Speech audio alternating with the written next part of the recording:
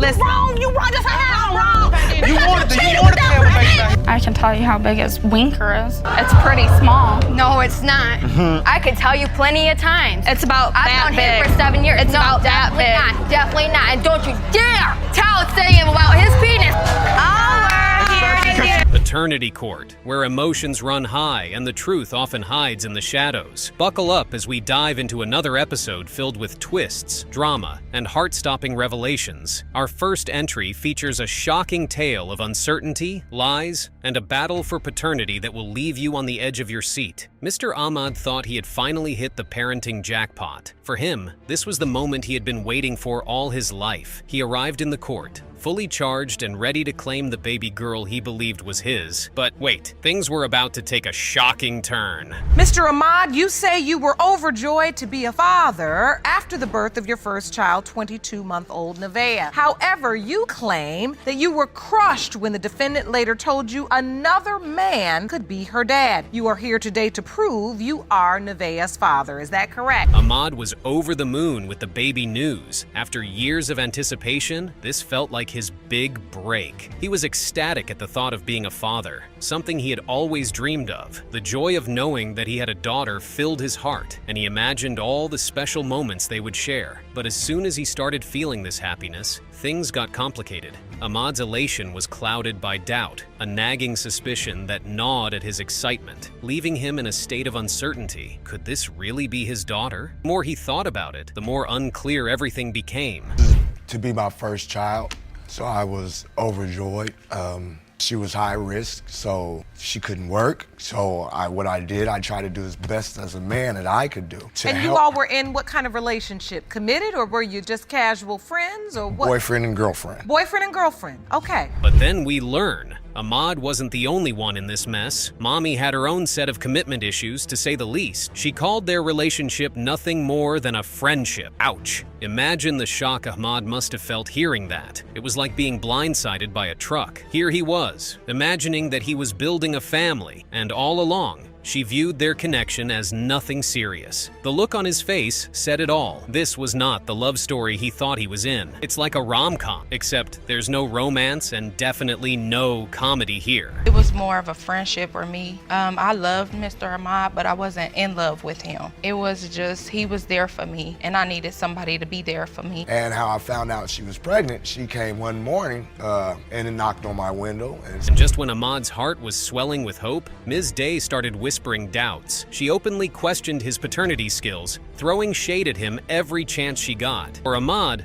this wasn't just about proving he was the father. It was a test of his emotional strength. This was a full-blown emotional roller coaster. One moment he thought he might have a daughter. The next, he was being painted as someone unfit to claim a child. He had to navigate the space between love and heartbreak, hoping that the court would give him the answers he so desperately needed. She was at my residence every day. That's not true. We didn't even get along that much. I was not at his house every day. We argued so much, I never lived with him. Like, he would, when I spent the night, some nights he would kick me out at 2 in the morning. Why are you so upset now? Because you feel...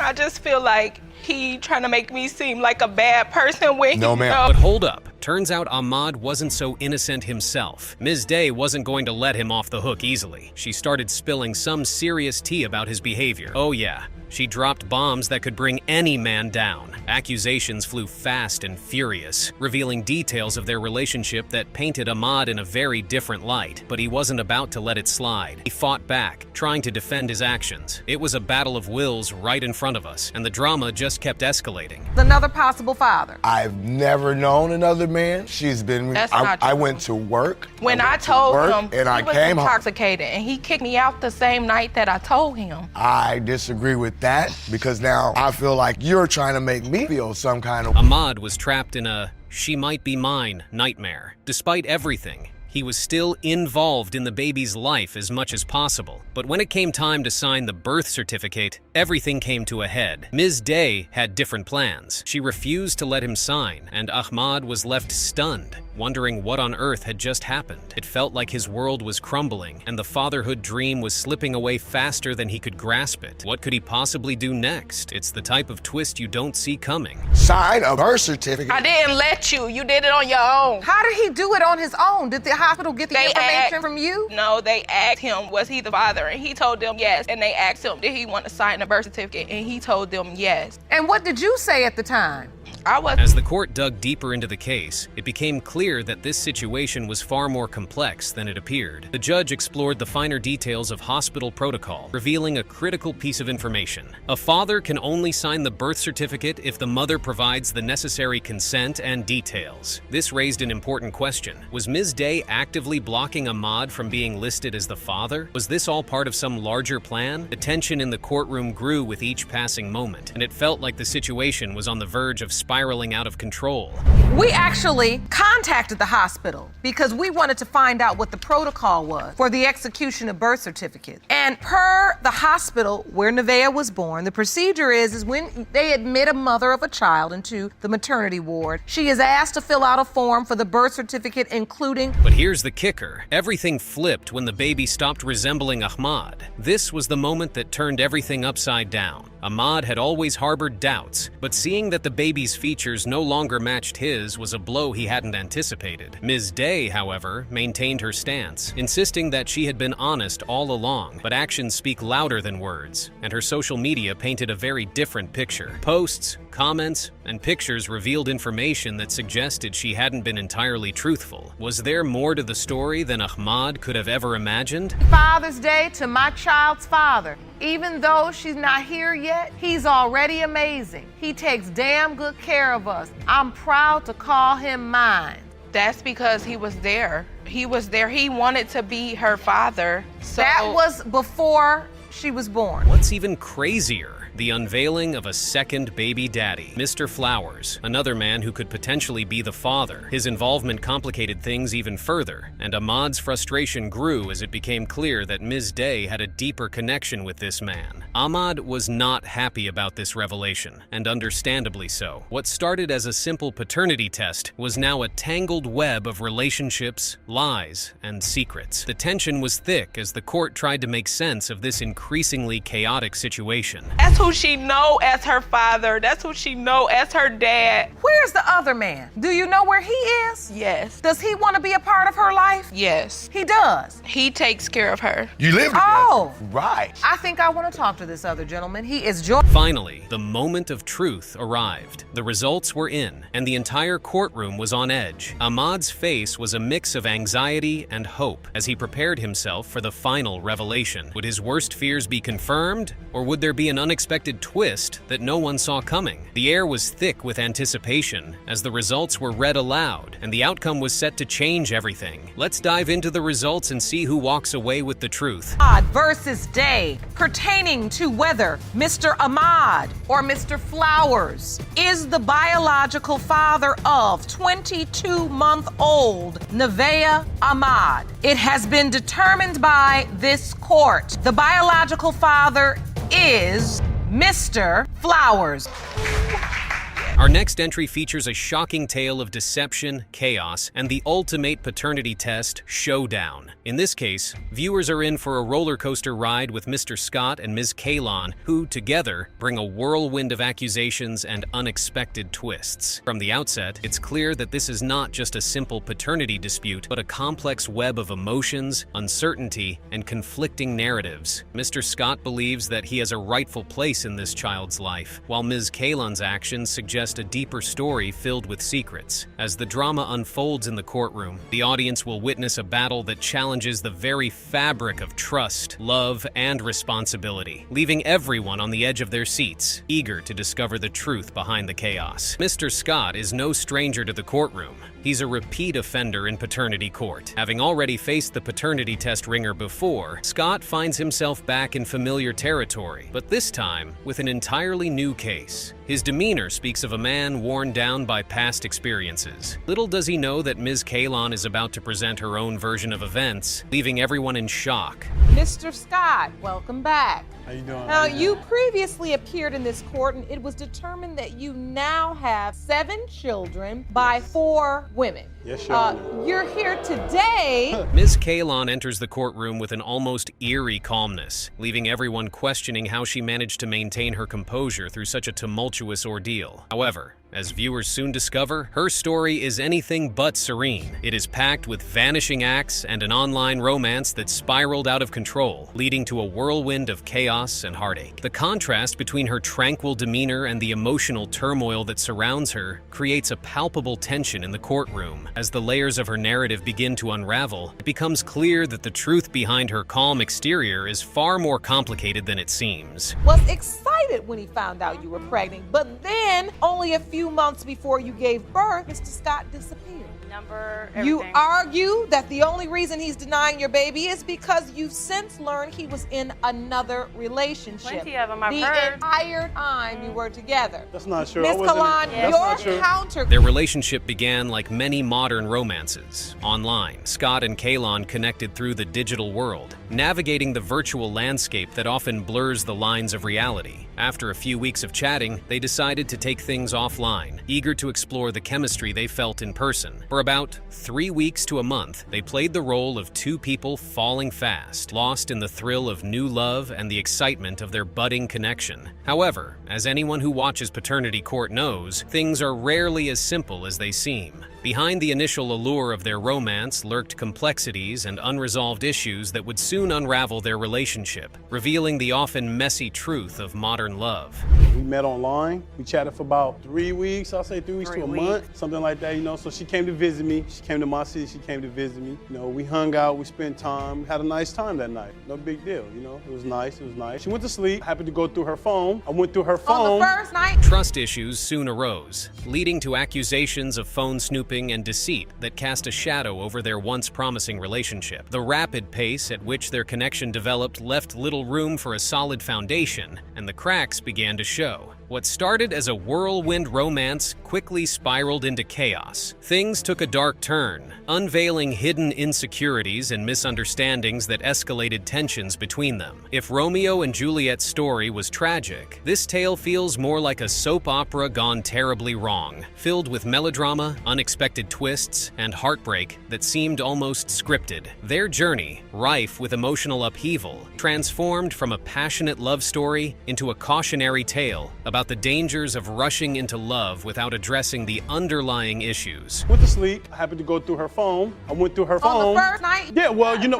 the reason why I went through your phone, the reason why I went through your phone, He had no reason to go through my phone. her phone didn't ring all day, My so I got daughter, my suspicious. So As the courtroom drama unfolds, Ms. Kalon reveals the true extent of the chaos surrounding their relationship. According to her, Scott went all out for her, showering her with affection, but his narrative of insecurity was unfounded. She asserts that she got pregnant the very first time she visited him, a shocking twist that deepens their tumultuous story. Her testimony paints a picture of a relationship filled with passion and mystery as she navigates the complexities while countering Scott's claims. The atmosphere in the courtroom is thick with tension as both sides present their versions of the truth, leaving everyone eager to see how this dramatic saga will unfold. Okay. Okay. I didn't go just jump off and go see him. Yeah, you We did. was talking for months, Okay. back and forth. It's like 3 weeks. And you know, I paid for my trip to go out there. Never paid for nothing. I paid when we wasn't at his mother's house. Scott didn't come to court empty-handed. He prepared what he believed were facts that would clear his name. However, Ms. Kalon was ready to counter with her own revelations. The courtroom realized this wasn't just a matter of he said, she said. Other men, male parts, okay? For real? Pictures of other male parts, and it was another. She was like, "Well, I'm finna go to Lancaster to visit a friend, a family and she member." did it like that? Pictures No, of that- male, and other the- people's male The parts. guy Are you responds serious? like, I mean, the guy My says, kids "Well, would play with my phone, Your Honor. There was nothing like that. Ms. Kalon portrayed Scott as the biggest liar of all time. As the details of their relationship came to light, viewers learned of motels, secretive meetings, and the mystery surrounding their whirlwind romance. What began as a seemingly innocent online connection had turned into a tangled mess of lies, leading to Ms. Kalon's pregnancy, or not. Only science would tell. The doubt was substantiated when Scott's name was not on the child's birth certificate. Like jinxing me. Because she's sick. That's what she Yes, said. She called me and yes. said, "You jinxed me." I said, "Well, you sick, you throwing up." Like, come on, you got kids. You know, come on, I said you're pregnant. And then we're Never supposed to name the had baby. no If the baby's sickness mine, in why the any baby of my don't have kids. my last name? It's the Because same thing. he wasn't there. Why wasn't I there? Why am I going to put you on the birth Because I had my certificate? reasons and my you dad. After so much back and forth, it was time to announce the results, and let's just say Ms. Kalon's confidence soon became deflated. In the case of Scott versus Kalon, as it pertains to 4-month-old Ezra Edward, Mr. Scott, you are not the father. I apologize. I guess my assumptions was right. Now, if you thought things couldn't get more dramatic, let's consider Mr. Vadaboncoeur. This man was done with his wife's compulsive lies and the emotional turmoil they caused. He insisted that his wife had been involved with another man when she conceived their baby. From the very start, Mr. Vadaboncoeur was adamant. This wasn't just about proving paternity, it was about exposing the deceit that had shattered his life and trust. He felt betrayed and needed the truth to reclaim his peace of mind. The courtroom was set for a showdown, and the stakes couldn't be higher. Please be seated. Hello, Your Honor. Hello. This is a case of Vadboncoeur versus Fernari. Thank you, Jerome. Good day, everyone. Mr. Vadboncoeur, you have petitioned the court to prove to Miss Fernari that you are not the biological father of her 1-year-old son, Dawson. Yes, Your Honor. You claim you can prove you're not. Mrs. Fernari didn't make things easy. She was quick to dismiss her husband's accusations. Even as the courtroom buzzed with the tension of their confrontation, the air was thick with emotions, making it clear that this was no ordinary dispute. Mr. Vadaboncoeur, however, wasn't about to back down. He painted a picture of a relationship built on a foundation of lies, with his wife's infidelity at the center. While he believed they'd been together barely months, she suggested it had been 2 years. He claimed she had numerous relationships behind his back, and now he wanted the truth to come out once and for all. Want her out of your life for good. Yes, Your Honor. Miss Fernari, though you admit to sleeping with 2 other men, you say there's no doubt that Mr. Vadboncoeur is your son's biological father. Yes, Your Honor. So, Mr. Vadboncoeur, tell me about your relationship with Miss Fernari. One thing was true, though.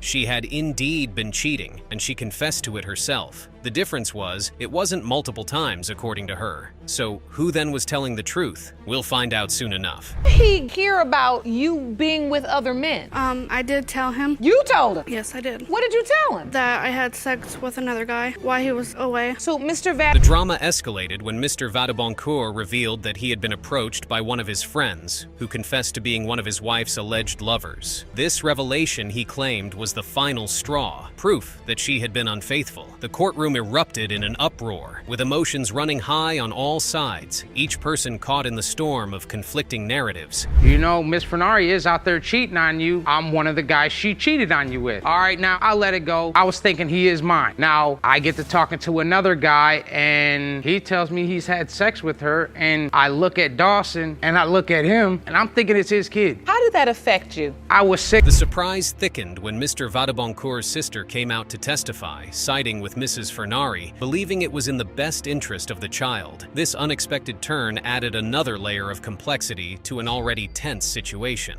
Mrs. Fernari, visibly shaken, did not deny the allegations. Then she stepped foot on Chaos's gas, claiming her actions were in response to Mr. Vadaboncoeur cheating first. This bombshell sent shockwaves through the courtroom. Bonker? Yes, that's my brother. Oh, so you're the sister that told him about the cheating, but you're standing with Miss Fernari today? It's about this little boy right here. Tell me what you know. That's what it's about. Tell me what you know. One night after we had all been drinking, she slept with one of the people that came to our little get-together. The drama heightened when Mrs. Knox, David's fiancée, stepped in, transforming the court from peace to chaos as the 3 women took the stand. The crux of the matter lay in their attempts to secure a paternity test, but Ms. Fernari had taken their requests with a pinch of salt, leading to even more frustration and accusations. You went out and went to the bar with 2 other girls and had sex with them. That's irrelevant, Your Honor. Okay, Why? Our son was in the hospital. We was not together at the time. She asked me to come up and Yes, see we Dawson. were together. So I did come and see Dawson. She tries to say we've been together for 3 years. After so much argument and emotional turmoil, the moment arrived to reveal the truth of the matter. As the judge read the results, you could cut the tension with a knife. The truth was finally out, and the outcome, let's just say it left everyone in that courtroom, and probably everyone watching, completely stunned. They diagnostics and they read as follows. In the case of Vadbonker versus Fernari, when it comes to 12-month-old Dawson Fernari, it has been determined by this court, Mr. Vadbonker, you are the father.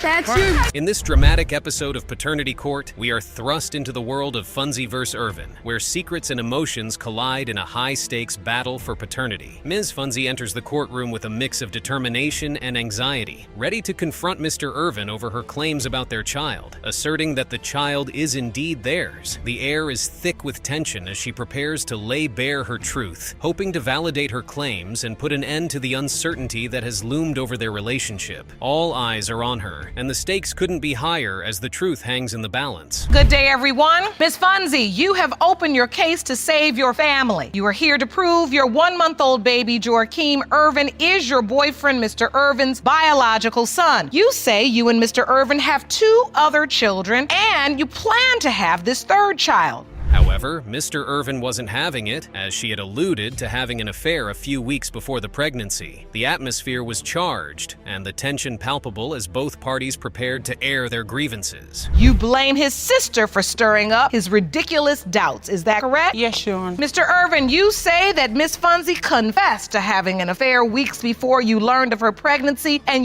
She revealed that cheating had been a trend in their relationship, noting that Mr. Irvin had cheated on her earlier. Since he confessed, she argued it was only fair for her to do the same. She then reinforced that it was only a one-night stand, trying to minimize the impact of her actions. When he had told me he cheated, and I would feel like I should come to him because I cheated. So how soon after you found out she was cheating, confronted her, I'd say like, did you find out she was pregnant? When we went to the mobile ultrasound, I wanted to see how many weeks she was, and when she came out with the paper, I couldn't understand the number of how many weeks she was. Seeds of lies and deceit started to take root when Mr. Irvin relayed the incident of an adulterated ultrasound scan result. He, along with his sister Jada, believed it had been doctored to suit Ms. Funzie's narrative, a claim she vehemently denied, escalating the drama in the courtroom. For ultrasound, I wanted to see how many weeks she was, and when she came out with the paper, I couldn't understand the number of how many weeks she was. Like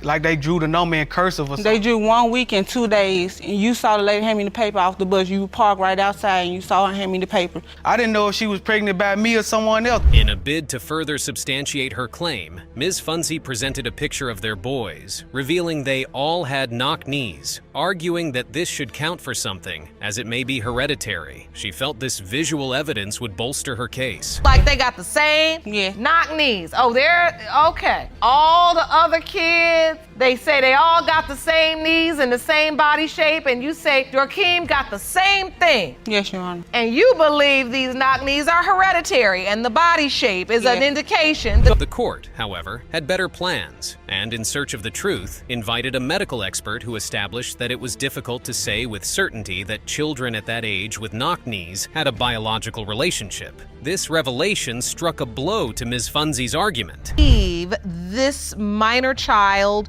carries that trait. I would say, in my expert opinion, it would be very difficult to determine this at this age. Okay. Knowing that the variants happen in children less than 6 years old. So, Ms. Funzie, as you listen to Dr. Richardson's testimony, does that change your belief? The shock was palpable. This finding counted for nothing as Ms. Funzie held on strongly to her belief that the children were indeed Mr. Irvin's. Y'all understand what he's talking about, but it's still, they all have knock knees. Have you ever told this other man that he is the biological father? No, Your Honor, I haven't talked to him since the day that I cheated on Jordan with him. All right. So, in this courtroom, we get to the truth. So, this courtroom has tracked down this other man. Ms. Funzie's earlier statement soon faced a challenge when a message submitted to the court by the man with whom she cheated came to light. He, without mincing words, revealed to the court that they had been intimate multiple times. Of course, Ms. Funzie's jaw dropped, and the entire courtroom marveled at this unexpected twist. They tell him. We kept sleeping with each other 3 to 4 times after that with no condom. This was between the months of October 2017 and November 2017. Ms. Funzie, I'll let you respond now. That don't even make sense. They say November 2017. I blocked him October. Okay, Bria. Eventually, she surrendered and admitted that it indeed happened multiple times, shifting the dynamics of the case once more.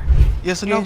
I'm sorry? Yes, Your Honor. Yes, it was more than one time, or it was a one-night stand? It was more than one time. You go get Okay. it. You lied. You lied to me. Listen, let her explain it. She's telling the truth now. She's getting to the place where she's ready to talk about this, and this is good because this is what's going to... While the court prepared to get the results, Mr. Irvin proffered hope by stating that he was willing to accept the child as his, if indeed he was. This declaration brought a moment of calm to the room, showcasing a glimmer of potential reconciliation. However, if the child was not his, he wasted no time in expressing that it would mark the end of his relationship with Ms. Funzie. Yes, I'm hoping he's mine for my son's sake. And if he is not? If he's not, I'm gonna be done with this relationship for good. I'm ready to get the result. Jerome.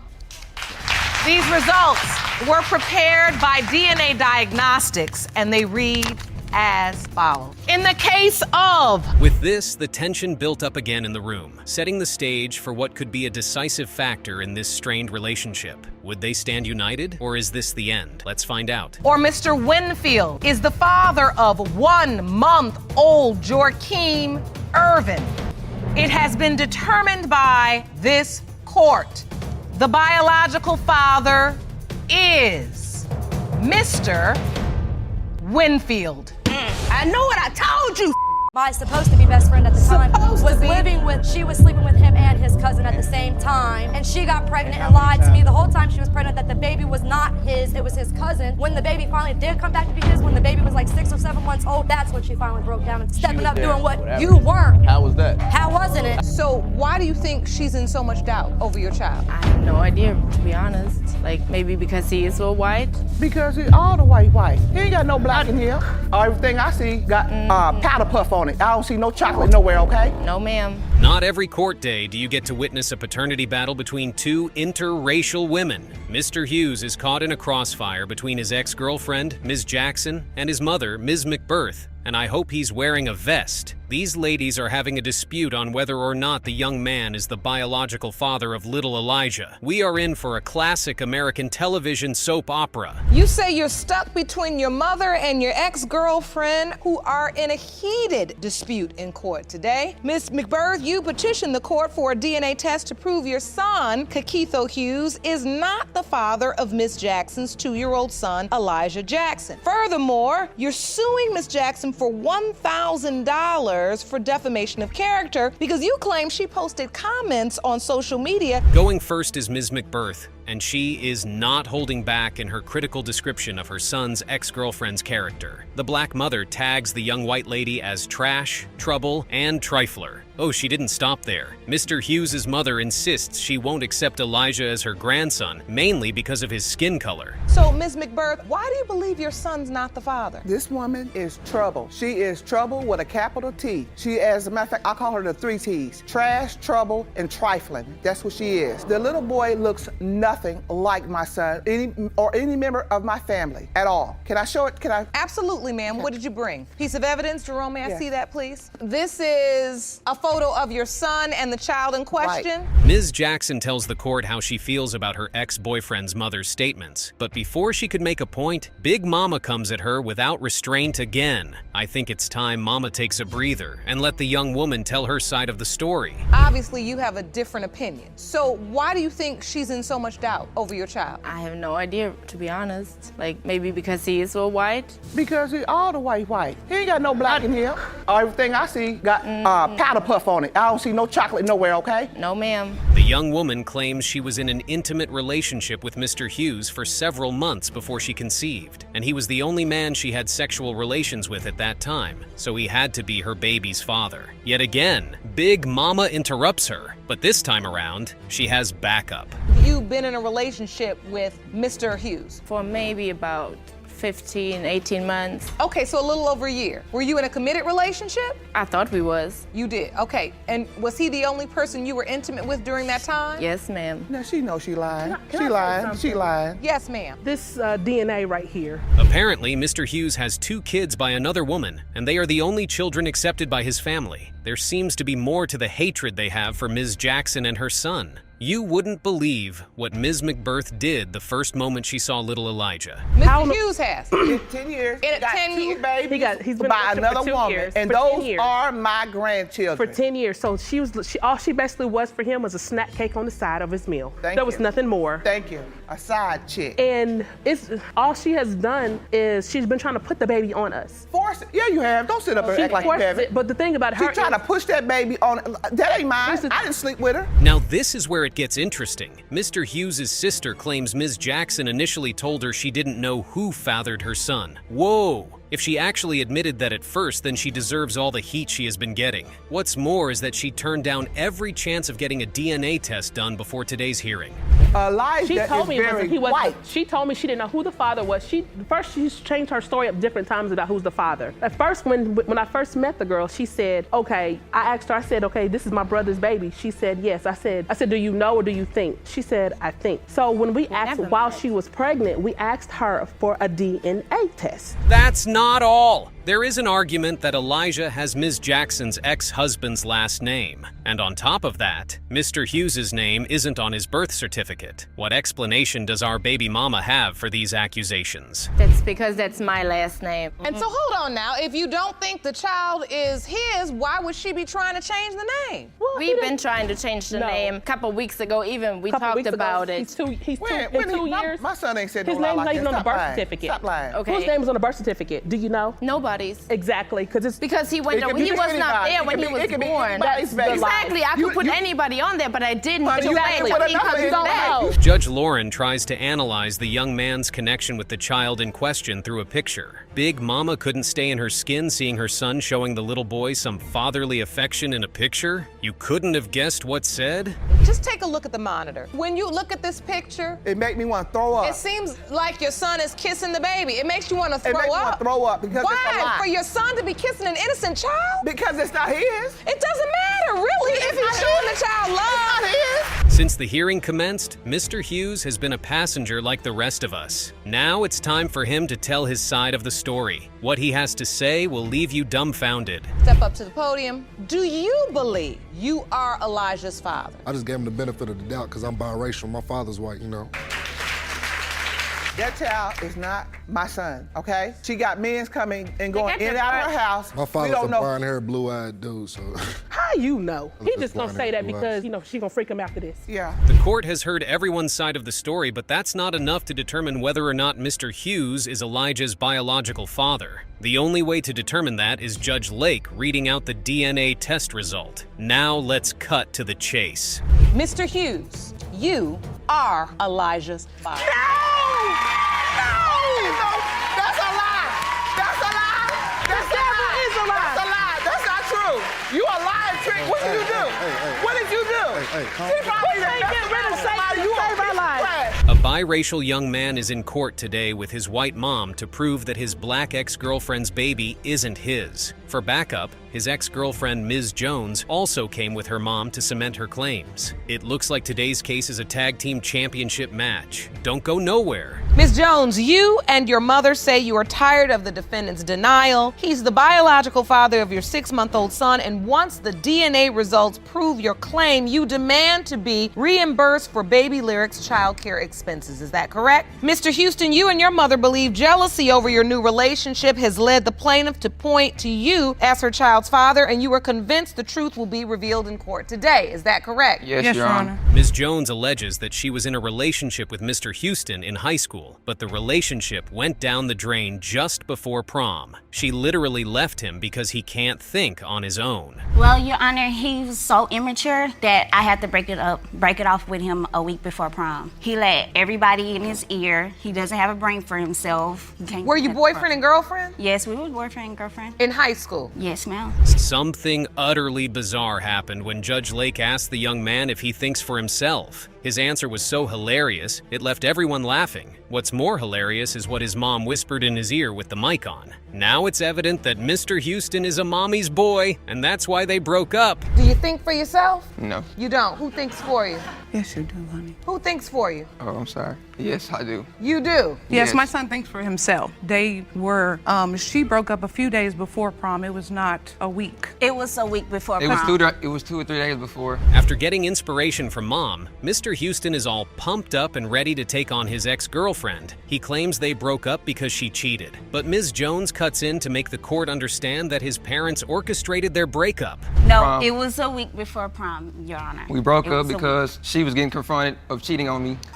But I ain't never cheated on him. I have never cheated on him. But once his family had him I got to believe confronting her. that I was the one who was cheating on So him. And it was mainly you and your You're husband. right. Mrs. Houston tries to defend herself by explaining that Miss Jones once lets her 15-year daughter play with her phone, and once it was connected to the home Wi-Fi. Some awkward messages came through. These messages led to the conclusion that the young woman was cheating on her son. Because me and my daughter were catching text messages coming through your phone. What text messages? You were answering What your text phone. messages? The one about the gentleman asking about, did y'all have a good time last night? It wasn't a And then text you message denied on my it phone. when my 14-year-old daughter was sitting there? Even with those strong allegations, the young woman maintains that she never cheated on her ex-boyfriend. Now who's lying? We will find out soon enough, won't we? After she got pregnant, she said was unsure about telling the Houstons because of their usual drama. But eventually she did, and she got more drama. I don't know why they got there. When you two were dating, were you dating anyone else? No, I was with him. I was faithful to him. So you broke up around prom, the time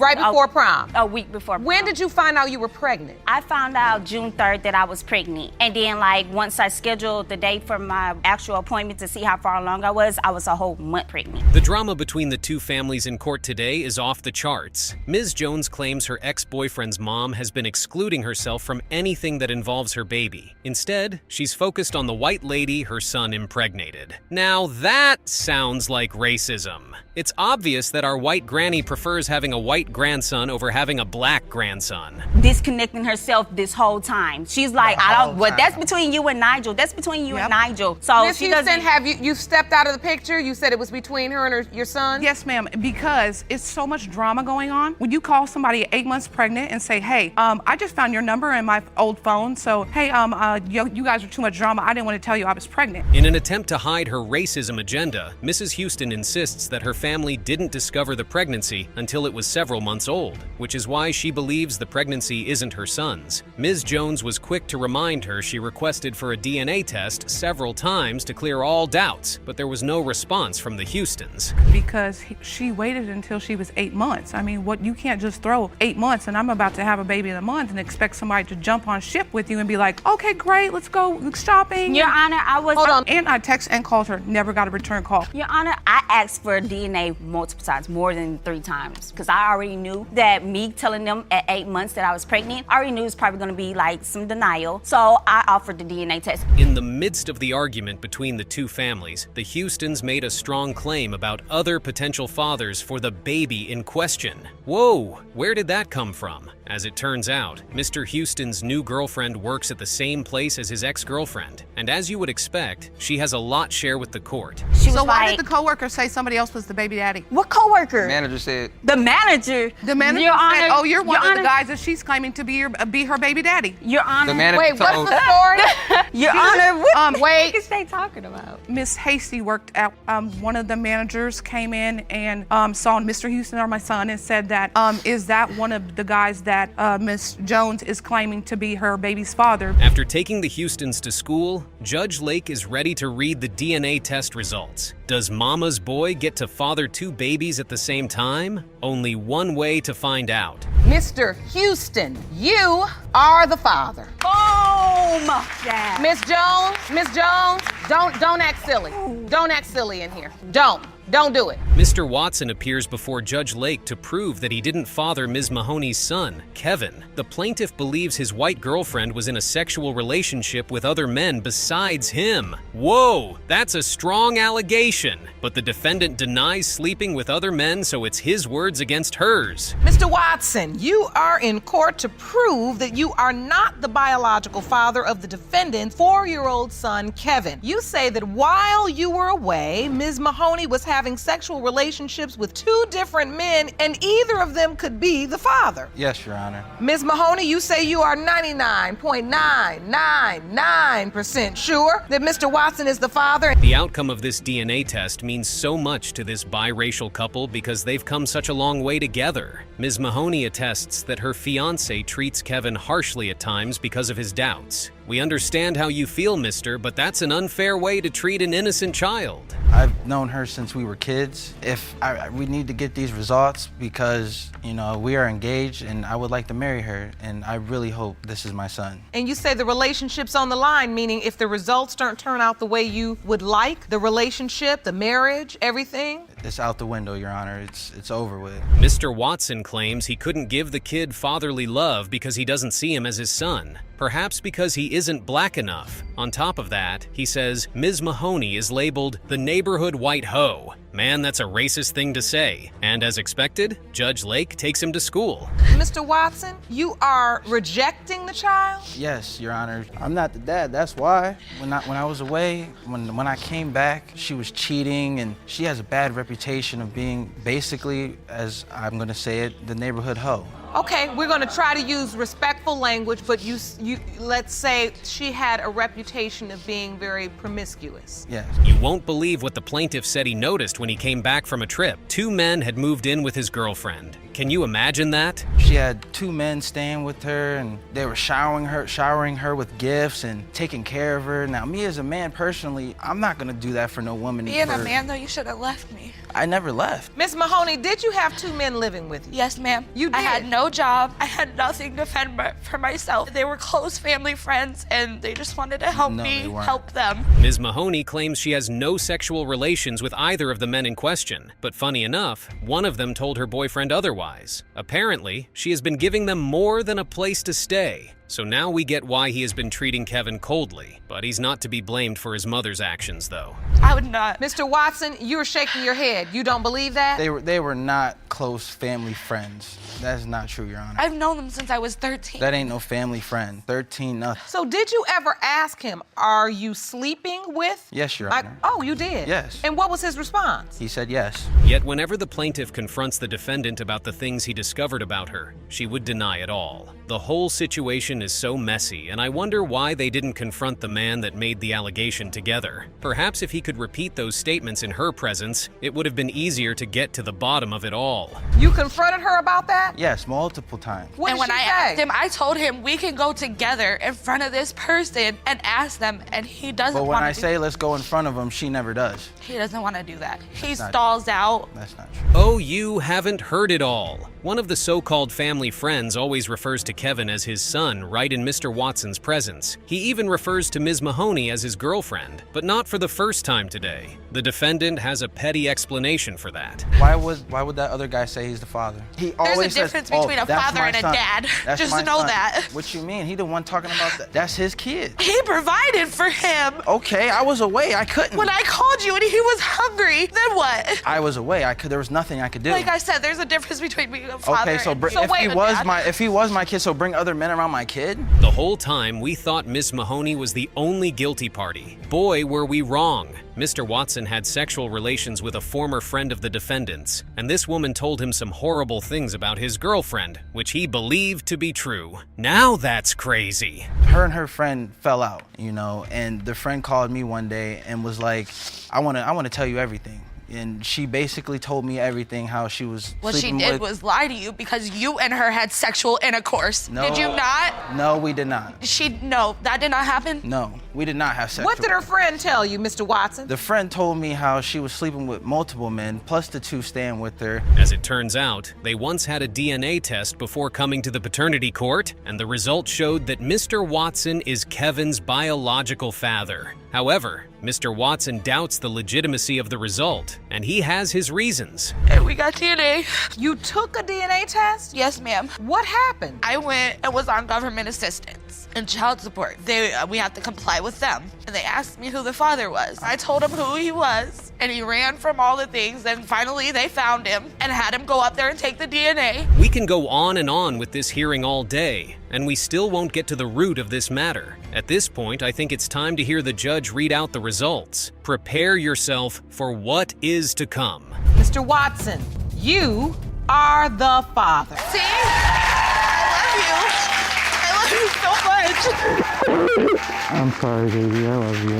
Have you ever heard of a miracle baby? Well, you're about to witness one because that's the theme of today's case. Mr. Ball sues his girlfriend, Ms. Cox, over the paternity of her child. He claims she initially told him she couldn't get pregnant, but out of nowhere, she says he fathered her daughter. If he isn't the baby's father, then who is? You say that you were told by the defendant, Ms. Cox, that she could not get pregnant, and now she's claiming you fathered her daughter. There's a dispute between the couple on whether or not the defendant had sex with other men during the window of conception. Whoa! But as expected, Ms. Cox denies ever doing such. How do we know who's lying and who's telling the truth? We will get to that, but first, let's hear them give their testimonies. She was sleeping with multiple men at the time she conceived and say her best friend confirmed it. Yeah. All right, now Ms. Cox, you claim that your other sexual relationships ended prior to sleeping with Mr. Ball. Yes, Your Honor. And you believe he is your daughter's father and plan to prove it today. Mr. Ball claims that while he was serving time, he and the defendant had conversations every day. However, 3 months before his release date, something crazy happened. He received a letter from a reputable source about Ms. Cox's cheating habits. When he asked her about it, she played down the speculation.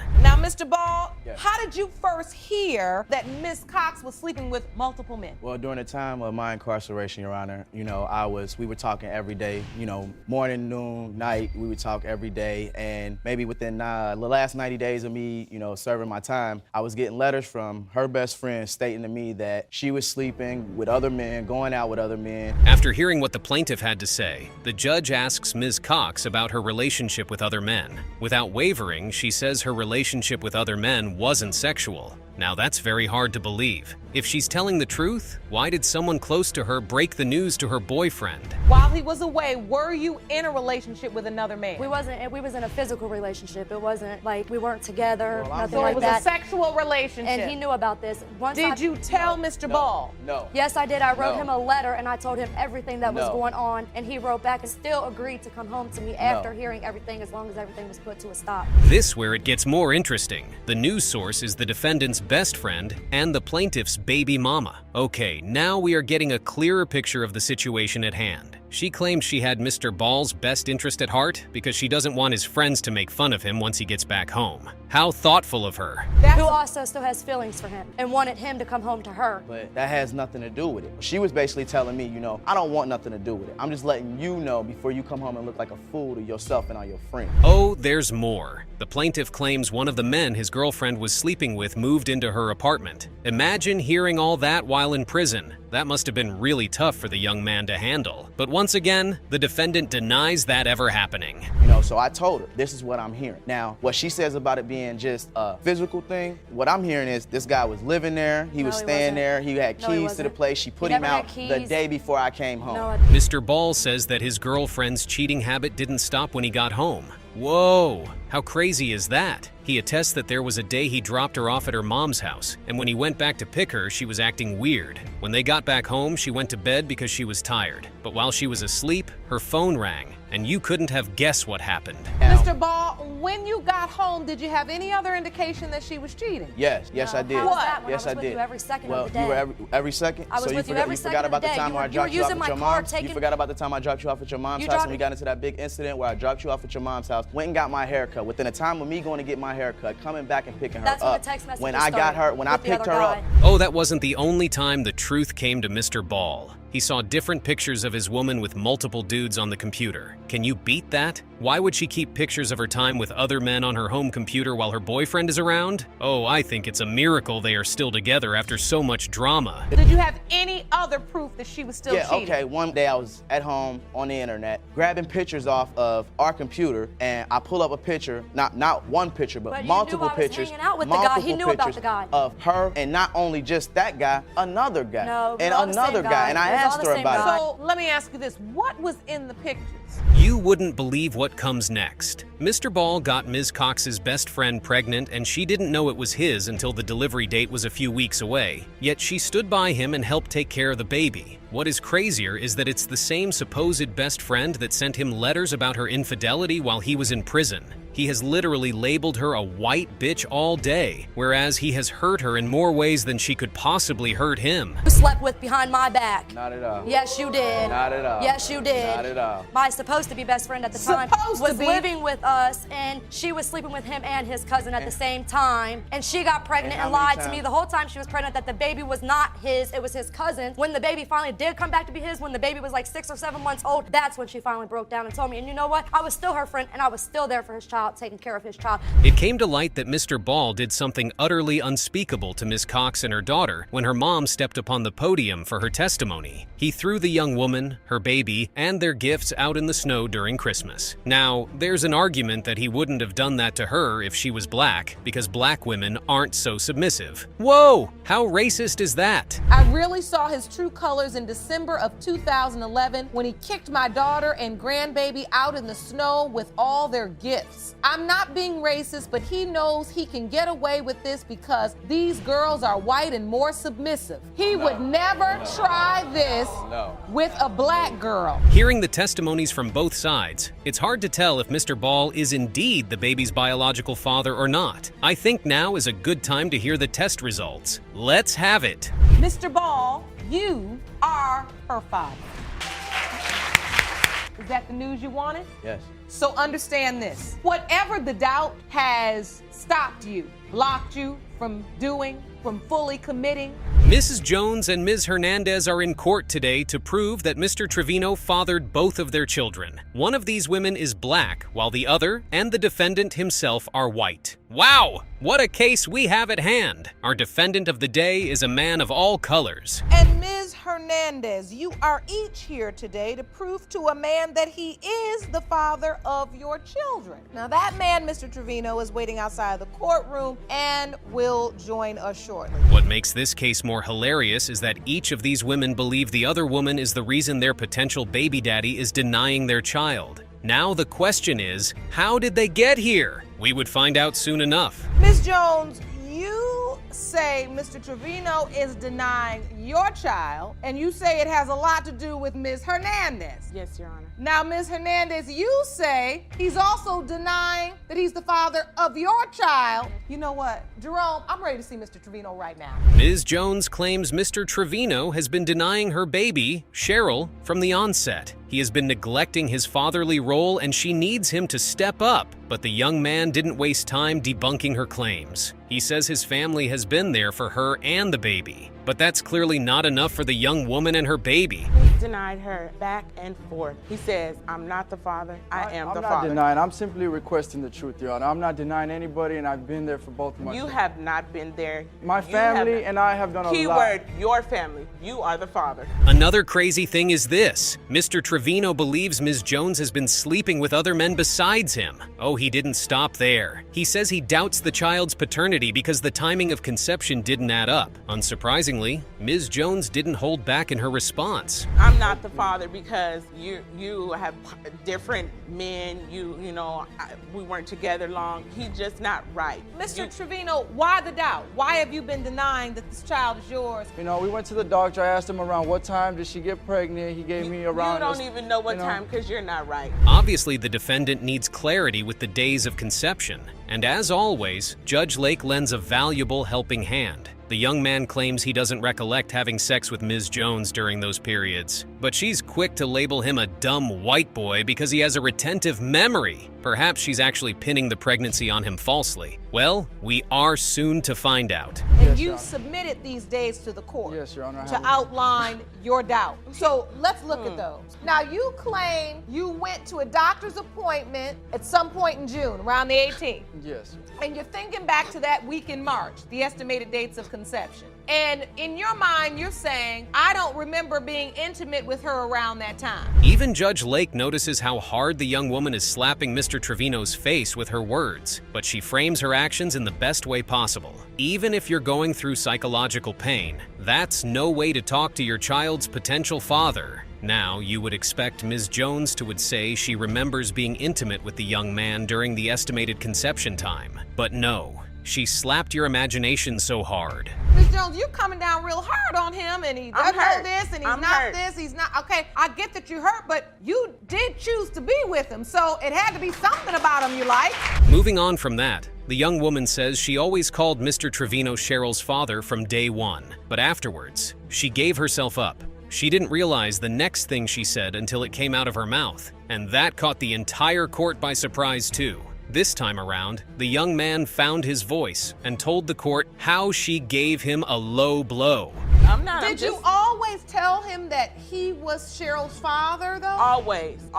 Until the point when she told me. Did you ever tell him that he was not? I did. Now, why would you tell him that? We was having a discussion. It turned into an argument, and right away, she went down and gave me a low blow, and I was like, I've been doing this for you and been doing that for you. You know, I kind of put it out there that, you know what I'm saying, I deserve some gratitude. Well, that's not the only origin to Mr. Trevino doubts. He claims she was a club hopper when he newly met her, and it was her thing to switch between married men. The plaintiff tries to deny it, but she couldn't beat him down this time around. Now we understand why the young man has doubts of fathering the kid, but he did have unprotected sex with her though, so maybe, just maybe. Before we got into a serious relationship, she was club hopping. She was, you know, going out with him and going out with him, bringing him home. No children. Yes, you were single, and you know, I respect that. No, you but don't. you're known, and she's told me herself, you know, she's been in relationships with men who are engaged and married. Oh, really? And, you know, oh, really? Like, so I know she was raised right, like she says, but maybe you know, you gotta get yours story. too. Now, in terms of the other woman, Ms. Jones claims Ms. Hernandez hinders Mr. Trevino from seeing Cheryl. In her defense, Ms. Hernandez says she didn't interfere in any father-daughter relationship, but admits to interfering with Ms. Jones getting back with her man. Oh, did I fail to mention that he's denying fathering her too? Well, that's Mr. Trevor's family drama for you. I can't come see Cheryl, our daughter, because Miss Hernandez doesn't want me to be around my daughter. What is your response to her claim that you are interfering with his ability to be a father to his child that he has with her? I'm not interfering in him being a father. I am interfering in him being in a relationship with her. We get that the young man has reasons to doubt both women's loyalty to him, but it doesn't change the fact that he slept with both of them numerous times without protection, and that makes it a 50-50 chance that he fathered both of their kids. But hey, only the DNA test results can reveal the truth. So let's hear it from Judge Lauren. Mr. Trevino, you are her father. Now, I need the help. So it's documented. It is documented. Hopefully, he will step up financially. Unfortunately, it has to be forced now, but he will step up and be there. I don't have to be forced. I'm the one that And told see, you And to go. Mr. Trevino, trust me, the courts will hold you to this. Are the father. I just told you! I just told you! I just told you! I didn't mess around. Don't sit down. Don't stay here and try to do it because I want a woman that the play first hard time to me get. and you met, you sat in our car and you begged. Literally, you begged for it. Don't try it. Our people historically were used to be baby factories. A man like you, a tall, young, handsome black man like yourself, would be on a plantation making babies, right? Miss Short is a teenage girl with a 21-month-old son. Her mother opened the court case on her behalf to prove that Mr. Johnson is the father of baby Jabari. Of course, Mr. Johnson denies that he's the father here. Mr. Johnson, you are in court with your mother and say you might have been the plaintiff's first love, but you weren't the only one. You refused to do anything for her son until the DNA results prove you are his biological father. Is that correct? Yes, Your Honor. Oh, it seems like we have love in the court today. She got pregnant by her first love. Isn't that something? There's another man in the picture too? Spicy. Additionally, Ms. Short mentions in her testament that she needed help. What could that possibly mean? Ms. Short, you say you need help. Yes. Explain. Yes, because he's the father of my son, and my son, as a boy, need a father figure, and I need extra help, like while I'm in school. We got to do this for Jabari. Stop. She just need to know, is he the father? So he can step up and do the right thing, hopefully. What an emotional moment. Mrs. Short's mother adds that she stopped Mr. Johnson from coming over to their house. She did this because she did not want them to have any feelings for one another, added to the complications that already exist. Little did she know. She says she does not need them getting attached to one another in case Mr. Johnson isn't the biological father. How did you meet? Well, it was on Facebook, and we used to text. He was my first kiss, first everything. Okay, so after you met, you all started having sex, and at some point, you find out you're pregnant. Yes. Me and Mr. Johnson had sex April 23rd. What a tale indeed. Seeing that Jabari is 21 months old, all of this happened about 2 years ago. Ms. Short is still telling her story. Here's what she has to add. I seen him on Facebook with another female, and he was like, I don't want you, I want her. He was talking about the other female. And I was like, he just left. He just left me. After that happened, it was May 3rd. I went out to eat with some friends. And that night, I had met the other boy. And this is not my first time meeting him, but this is the first time we ever had sex. Now we get to meet this other mystery man. What a tale about lovers we get to hear. It looks like she had a little affair with the other man to get back at Mr. Johnson for leaving her. After she found out she was pregnant, she equally told Mr. X about it and how there's a possibility he's the father. However, Ms. Short really believes in her heart that Mr. Johnson is the father. Did you realize Ms. Short was even pregnant? See, Your Honor, I was away. I found out she was pregnant 6 months into her pregnancy. Okay. And were you informed that you were the biological father? Yes, ma'am. She told my mom and dad she was pregnant and I could be the father. So at the time, I'm thinking that the baby's mine. The spotlight is on Mr. Johnson. After finding out quite late that she was pregnant, he was ready to accept the baby as his own and be a father. However, for God knows what reason, Ms. Short's friends told him about Mr. X and how there's a high possibility Mr. Johnson is not the father. You know how they making me feel. I was there to see the baby conceive. I was the one that had the baby. I was there. When she called me and asked me for stuff, I was there to help her. I was there. Her own mother was not in the hospital room with her when she had her baby. I sure wasn't, because I wasn't happy about the situation. Well, it don't matter. It does matter. You just full of it. You is full of it, too. honey. Ladies, you very Okay, to the moms, hold on. I hope he's not the dad. Let this young man talk. What an interesting turn of events. Mr. Johnson adds that he is ready to be there for the baby if it's his, but he just has too many doubts at the moment. As it would turn out, Ms. Short's friend, who went around telling everyone about the second father, is not who we think she is. He may not be the child's father? Your Honor, it was an ex-friend. I thought she was my friend. She was like, because I was like, it was a possibility. So I was like, I'm scared to let the moms know. She was like, you need to let them know so it won't be any confusions when the baby get here. After that, I called her and I said, it's a possibility that Mr. Johnson can be the father of my son. After telling Mr. Johnson's mother about the baby, she came to support Ms. Short alongside her son with 2 boxes of Pampers at the baby shower. This gesture hurt Ms. Short's mother because raising baby Jabari is really expensive, and according to her, this is the only way they have shown any form of support so far. It's been a struggle, let me tell you. I've been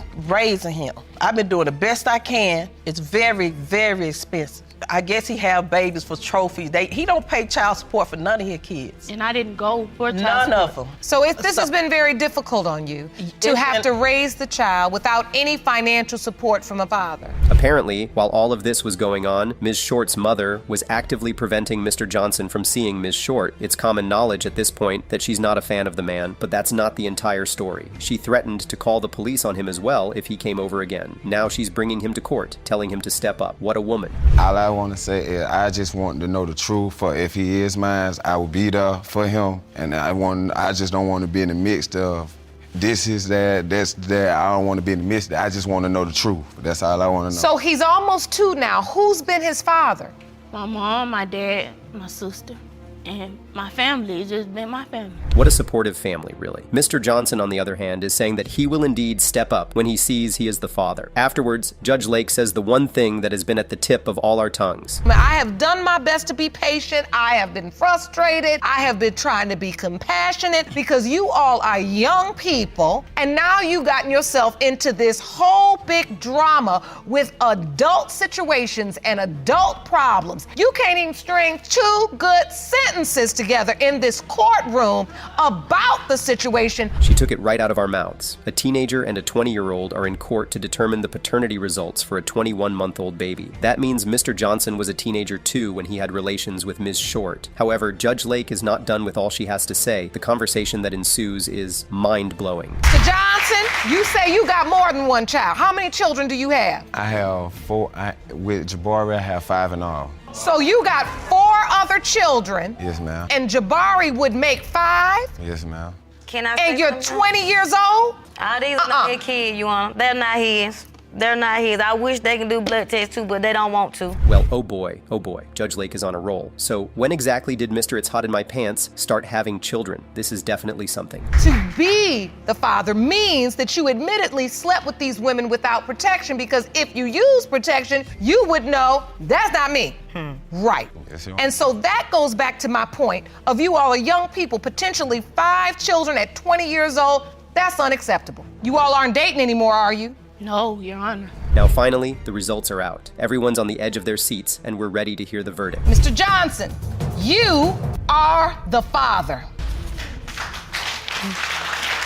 I'm glad you will. This all I want to know to get all the other extra stuff out the way. You have to. They shouldn't have took this. But no, Miss Short, this happens in life. Yes. It should not have taken this. Lorraine and her mother, Miss Gant, are in court today to prove that Mr. Booker is the biological father of Lorraine Booker. 34-year-old Lorraine begins saying that her childhood was filled with pain and bullying. The only man she has in her life is her father, and all she's asking for is his love. Mr. Booker is not having any of it, as he believes that he's just a good man who's getting taken advantage of. Mr. Booker, you say you're just a good man who's getting taken advantage of. You claim the plaintiffs know you have a good heart and a heavy wallet, and you cannot give any more money to a child who does not belong to you. Is that That's correct, Your Honor, yes. It gets even more interesting. We get to find out why exactly they're having this conversation after 34 years of Lorraine's life. And it's not pretty. It's about money, Your Honor. He told me that he'll write me out his will if he even found out that I was his daughter or not. Wait, but all of these years, you believe this man was your biological father? Yes, I did. I mean, he helped my mom raise me up until now. Now, all of a sudden, you know, it's like I'm not his kid. Well, oh boy, now that we see that it's about the money from one side of the story, it's time we heard from both sides. Mr. Booker had a lot to say on the matter. So, Mr. Booker, is it about the will? Part of it is, yes. It is? Yes. And do you also agree that she's 34 years old and you know that it was her understanding that you're her biological father? Your Honor, I raised Lorraine and my other daughter, Rashida, mainly by myself the last part of their lives. Miss Gant was nowhere in the picture. Now, as far as the will is concerned, yes, if Lorraine is not my biological daughter. Now, we see it's all about money intentionally from both parties. Even if he raised Lorraine as his child, he's never thought of her as his own, he said. What a thing to say after 34 years. Here's a little rewind into the past. Now the light is on Ms. Gant and Mr. Booker, and here's the tea. In a relationship with Ms. Gant? Yes, Your Honor. We had a relationship. We lived together. I came home from work one day during a lunch break. I saw a guy come out of my apartment building. That's not true. Running, fastening his pants up. I get upstairs. I say to Miss Gant, I said, who was that came out of our apartment? She says, oh, that was from the lady from next door, and that wasn't from the lady next door. The following month, Miss Gant became pregnant.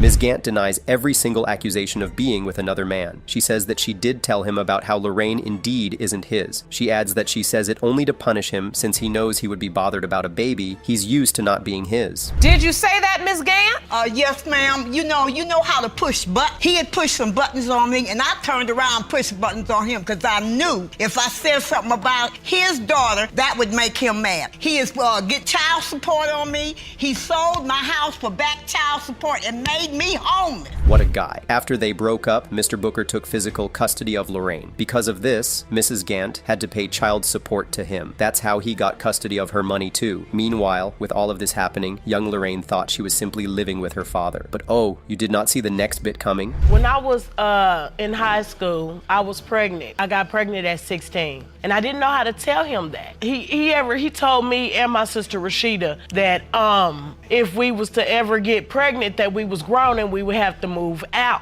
So when I told him that I was pregnant, he was like, well, you know, I don't really think you're my daughter anyway. Lorraine adds that he kept telling her that his other daughter is his favorite child. As a defense, he'll add that every parent has a favorite. What I understand is she felt left out all of these years. She felt like she was not your favorite. You are now validating that feeling that she was not your favorite. Do you believe this choice that Rashida or this your other daughter was your favorite was rooted not just in the fact that she was your firstborn, but that you believe that she was your true biological child and you believe Ms. Booker was not? Well, the DNA test results are out. Let's get to the bottom of this mystery once and for all. Mr. Booker, you are the father. Yeah!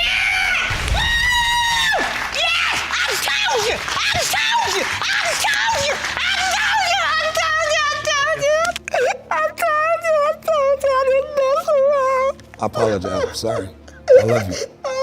Come here to me. Thank you, Jehovah. Thank you. Miss Crow is in court today to prove the paternity of her 2-year-old son, Thomas. The potential father, J.C. Turner, is deceased, and in his place stands his mother, Mrs. Reinhart, in court. Miss Crow needs her son to at least know who his father is. Mrs. Reinhart is not having any of it, as she keeps sabotaging all her efforts, calling the baby's mother a liar and manipulator. You say Miss Crow used your son for money when he was alive, and now it's trying to claim him as her son's father only to get death benefits. Is that correct? Yes, Your Honor. Miss Crow, are you doing this just for the money? It is more than just the money. I would like help with my son, yes, of course, but my son cannot grow up and meet his father. Baby Thomas currently has no knowledge of his father, apart from the few times when Ms. Crow spoke to the late J.C. Turner over the phone. When Mrs. Reinhart was asked about the origin of her doubts, here is what she had to say. In the time period, the time frame she said she was, when she told me she was pregnant, it didn't happen that way. There's no way she could have been just 2 weeks pregnant and had a stomach firm as she did. You're saying she couldn't have a stomach as firm? I mean, after 2 weeks, you don't have a stomach as firm as that. And so she had just met your son? You were meeting her for the first time? Isn't that interesting? She added that her son had a very tight relationship with her and she knew him inside and out. J.C. Turner told her everything, even when nobody else was around. My son and I had a very tight relationship, and Jay would tell me everything when nobody else was around. I knew my son inside and out, and I just don't, as a mother, as a grandmother, having 4 babies of my own, my gut tells me this is not my grandson. I do not see my son in that. Looks like we just have to find out if her gut is right or her spidey senses are acting up. Ms. Crow gives more insight on the nature of their relationship and how they met. You talked to me about the relationship. When I first met Jay, we were at a skate park. I noticed him in the parking lot and I called him over to me and we had a conversation. From that conversation, we ended up walking to the store. We had, became inseparable. We, developed, feelings, and it did happen all too fast. He did ask me to be his girlfriend, and we did have unprotected sex. What a fast one right there. Once she told him about the pregnancy, he was happy about the thought of having a child. According to Ms. Crow, he never denied Thomas. He never denied my son, and if he was here today, we wouldn't have to be here because he would willingly do so. He never said anything rude or disrespectful to me. He was nice to me. He was very accepting. He knew this was his child.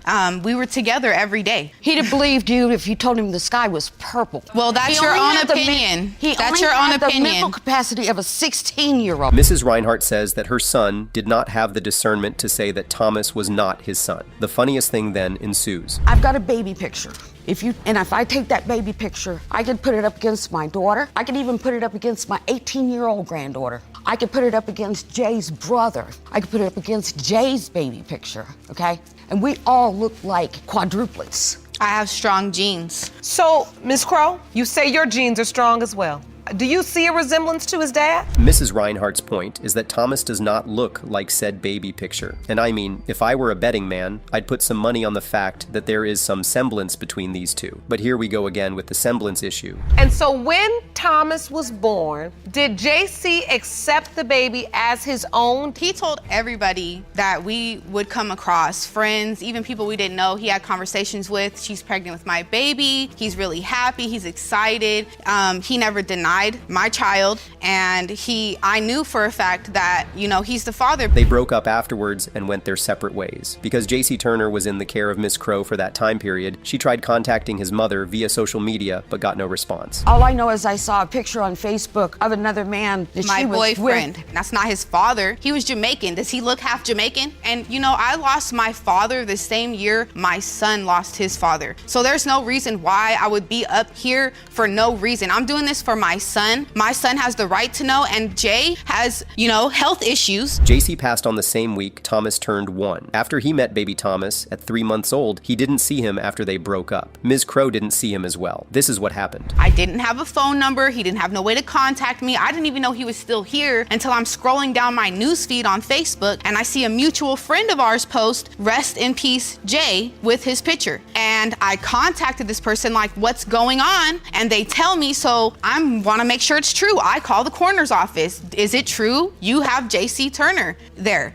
Yes, it is true. Mrs. Reinhardt has another story to tell, which doesn't exactly align with Mrs. Crow's. This is the interesting thing she told the court. Do you know where any of his family's at? Because he don't have family out here like that. I told her he passed away. And she called to the coroner's office. They said they haven't even talked to her. Behind my back to get a sample of his DNA, Your Honor. Oh, no, ma'am. She didn't even have the decency to bring it to me. I called her and asked her. She denied it. That's why we're here today. What a dramatic exchange. Now, who do we believe? Mrs. Reinhardt with her gut feeling or Ms. Crow with baby Thomas? Back to the T. It's quite interesting that Ms. Crow wants Thomas to meet his father after letting him be MIA for 9 months, after Thomas turned 3 months old till he was 1 year old. I lost my father on the 3rd month of that year and the father of my son the 7th month of that year. I was going through stuff my own self. I have a 7-year-old daughter, I have a 4-year-old daughter. Got to make sure my daughter goes to school, got to make sure there's food on the table. I have to make sure of all of these things, and I didn't even have a job at the time, but my kids were taken care of. I took care of my kids. I guess the question then becomes... Oh boy. Judge Lake has some important questions to add to the mix. Mrs. Reinhardt is up and ready to listen to Ms. Crow's response as well. How do you lose track of your child's biological father? How do you not attend somebody's memorial when they're given a memorial of their death? Because your daughter has school the next day and you can't get a babysitter? No, that was what you guys did. I went to the skate park where I met him. Oh boy, oh boy. Now it seems like the line between her intentions and the death benefits are getting quite blurry. Let's hear what she has to say. For 2 hours with his best friend. I didn't want to go and be around you. You see how you act? So you're saying, Ms. Crow, you purposely did not go to the memorial service because you didn't want to have an encounter, a negative encounter or altercation? Right, because I'm already upset. Everybody's upset and nobody needs that extra drama. Well, oops. In addition to all the drama, it turns out that Mrs. Reinhardt has never seen Thomas before. Finally, the results of the test are out, because there was no blood card available to do a DNA test with the deceased J.C. Turner. A DNA test was performed with the surviving parent, Mrs. Reinhardt. The results were as follows. Turns out her gut wasn't so right after all. Relatedness between Ms. Reinhardt and Thomas Crow is 99.6% you are related. That is your grandchild. Ms. Reinhardt, you have never laid eyes on your grandchild. 20-year-old Ms. Hillman is in court with her mother to prove the paternity of her 13-month-old son, DeMarcus. She says that Mr. O'Neill, the potential father, has done absolutely nothing for the baby. Mr. O'Neill, as expected, is having none of it. Ms. Hillman, what type of relationship does Mr. O'Neill have with your son? Well, Your Honor, he don't do nothing for him. They don't have no relationship together.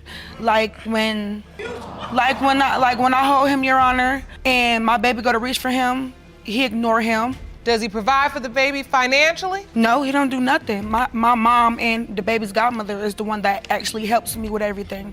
What an extraordinary man. As it would turn out, his previous experience with another woman is keeping him on his toes. He admits to not doing anything for baby DeMarcus, and he means it. He states that he is 100% sure that he is not the father of the baby. With such an exemplary man, how on earth did they meet? This is the nature of their relationship. The first night we met, we chilled, okay, He told me I was his girlfriend. He didn't ask me like he told me. He demanded that, okay, you're my girlfriend, we're together. So the second night, me, him, and the same two mutual friends, we got together, we chilled. That's when I conceived DeMarcus. Second night, though. What an interesting outburst. First, he demanded that she be his girlfriend, and now he's saying in court that she was not hard to get? What kind of show does Mr. O'Neill think this is? Ms. Hillman had a response for him. Don't sit down. Don't sit here and try to do it because I want a woman that play first hard night to me get. and you met, you sat in our car and you begged. Literally, you begged for it. Don't try it.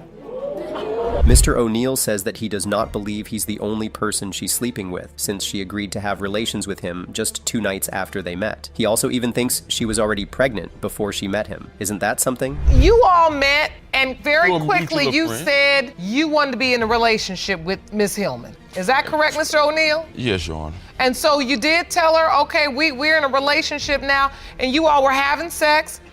Were you using protection? No. So The man wasn't neither.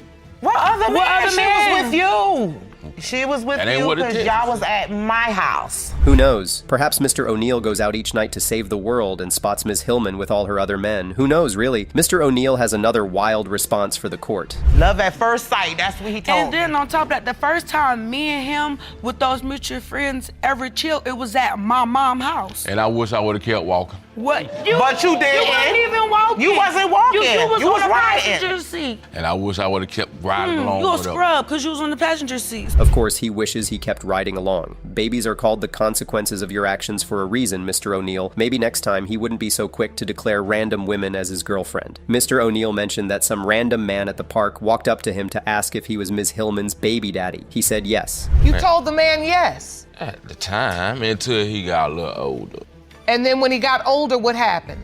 he started not looking like me. You look at that and look at yourself in the mirror. He look like you. He like all your family. All y'all got big eyes, big lips, big nose. Look at the cheeks. He got bags under his eyes just like you and your mama. He says he does not want to become too attached to baby DeMarcus in case it's not his baby. Mr. O'Neill has been through this before, and he is not ready to face that pain again. Now, the results are finally out, and everyone gets to hear the verdict. Mr. O'Neill, you are the father. You did all that. Can I see him? Miss Hillman, would it Can I be see my okay what? if Mr. O'Neill saw his son? That's fine. I'm happy. You look happy.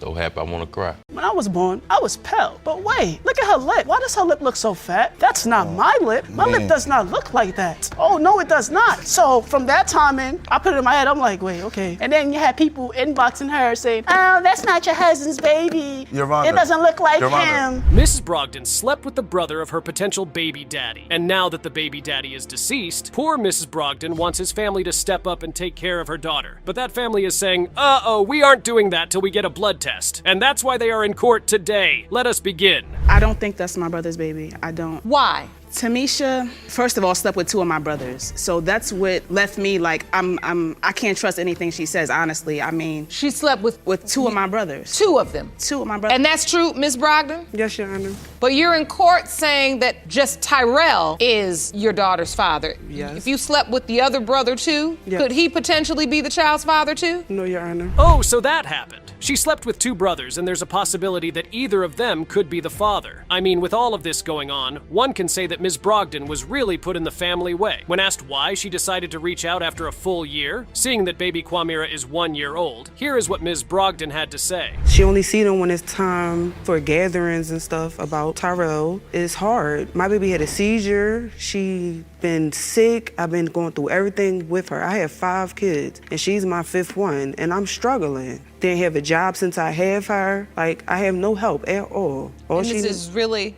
difficult for you to raise her alone? Yes. One would think that if you had 4 kids at 25 with no job and no financial support, you'd stop. Tyrrell's sister insists that the baby does not belong to Tyrrell or any of her brothers, in fact. She goes on to add that Ms. Brogdon needs to move on away from their family to find her daughter's real father. You were in a relationship with Tyrell? Yes. You were? Explain to me the nature of that relationship. Me and Tyrell, we were together for like 3 years. Like close to the end, Tyrell started cheating. He started staying out. He started doing all this type of stuff. It was one night, Tyrell lied and said he was at the police district. I went to the police district to check to see if he was there. He wasn't there. I went to his grandmother's house where he said he was there. He was not there. What an absolute joke. So, she'd been in a relationship with the deceased for 3 years. However, one night he's not available and he's unresponsive to her calls. Then, she happens to have some alcohol and decides to sleep with his own brother simply because he was available. What was the brother even thinking? How do you end up dating one guy, you're dating this guy, and then you sleep with his brother? Because you're mad. Because you're Just mad. for the anger? Yes. And so you did it to get back at him? I've been through a whole lot with Tyrell out of the 3 years. It was not just him lying and staying the night out. No, it's more than that. Miss Sugden, you're saying you've heard personally that she was sleeping with 2 brothers around the same time. Ms. Sugden says that Ms. Brogdon tore their family apart, as Tyrell and Paul kept at each other's throats until the end. Now Paul is living with guilt, knowing that he slept with his deceased brother's girlfriend, and he was so upset about getting a paternity test done. What a guy. She called me and said she had the baby. Tiara was at my house. I said, Tiara, she had the baby, want to go? Oh, what I'm going to the hospital for? Right then and there, y'all could have got a DNA test done on that day. Why didn't Mish call? Why is she going through you all the time? She's a grown woman. You're right. Why did she go through me? But y'all keep going through you y'all about don't like every single me. Y'all thing. hate me. But you're a grown woman. If you want somebody to help you with true. your child, you be a woman about it. Looks like Deanna and Ms. Brogdon may be quite close, considering that she came to court as her witness. Deanna told Tyrell's sister about the baby, and she absolutely refused to come to the hospital and get a paternity test done. There's another witness in court today, Tiara Jones, the second sister of Tyrell. Oh, the things she has to say. What do you know about this firsthand? I was told not only from Miss Chambers, but another mutual friend that she had her other's baby daddy. Last name was Jones. And originally, Quamira was named after him and not Tyrell Jones. So it's just a coincidence that both of their last name is Jones, but at first I heard that he was there. Wait, there's another Jones in the picture? Well, okay, Ms. Brogdon. It looks like this woman has been working overtime to get her baby that last name. After all of the bickering from the women in court, we finally get the verdict, and this time it comes with a little twist. First part of this testing is to determine whether or not either brother has fathered your child. Right. The second level, if we make that determination, will be to determine which brother, in fact, fathered your child. Now, everyone's on their toes, and it feels as though the tension in court can be cut through with a knife. It's time to figure out who the father of this baby is, and that's why we have the DNA test results. It has been determined by this court. Miss Christina Jones is related to Quamira Jones. Mr. Paul Jones is not the father. I'm sorry. Which means I'm sorry. Tyrell Jones is Quamira's biological father. I'm sorry.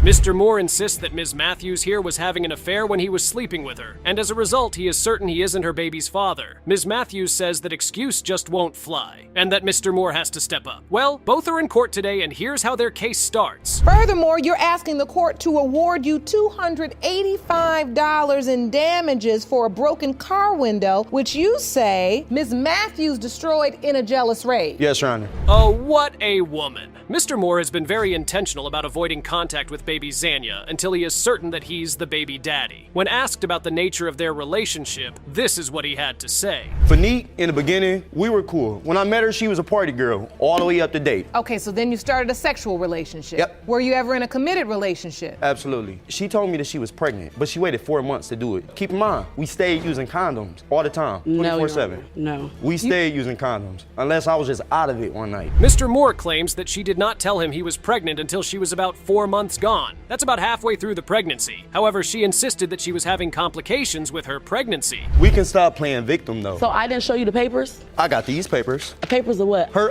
Your Honor? uploading pictures with the guy who is presumably, he could be the dad. Okay, Jerome, let me see that evidence Mr. Moore is presenting. So let me understand this. You say this is Ms. Matthews kissing another man. Yeah. During the time that you thought you were together.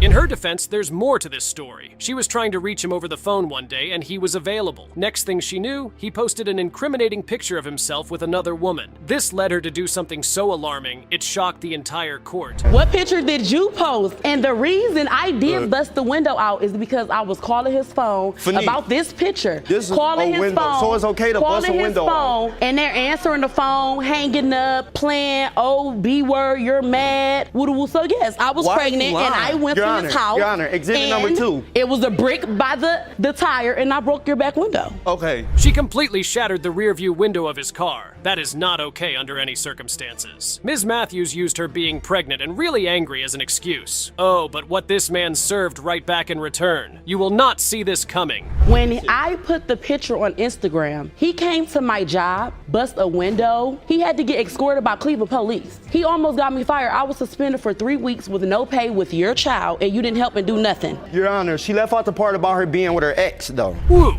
Oh, so it was a mutual thing. Looks like these two are in the wrong court right now. Paternity court is filled with terrorists and little vandals today, it'll seem. Mr. Moore brought in his niece as a witness. She had a lot to say. She's got guys coming in and out. My best friend lives directly Please look at my daughter. from Mrs. Matthews. And Do then y'all see there'll them be type of neglect? guys coming in and out the house. No. We'll be sitting on the porch and there'll be guys coming in and outside the house and Zanaya will just be sitting on the porch with her nose snotty and hungry. Really? And then every What? time she comes over, she has the same clothes on. Like, my uncle is giving her money Oh my and God. like, what are you Can doing you with it? please You're just not look at my spending it on daughter, your Your daughter. Honor? Do it look like she has a snotty nose and dirty clothes? Finally, the results are in, and just as dramatic as the entire case the court is presented with today, you can be sure that the results are dramatic as well. Mr. Moore, you are not her father.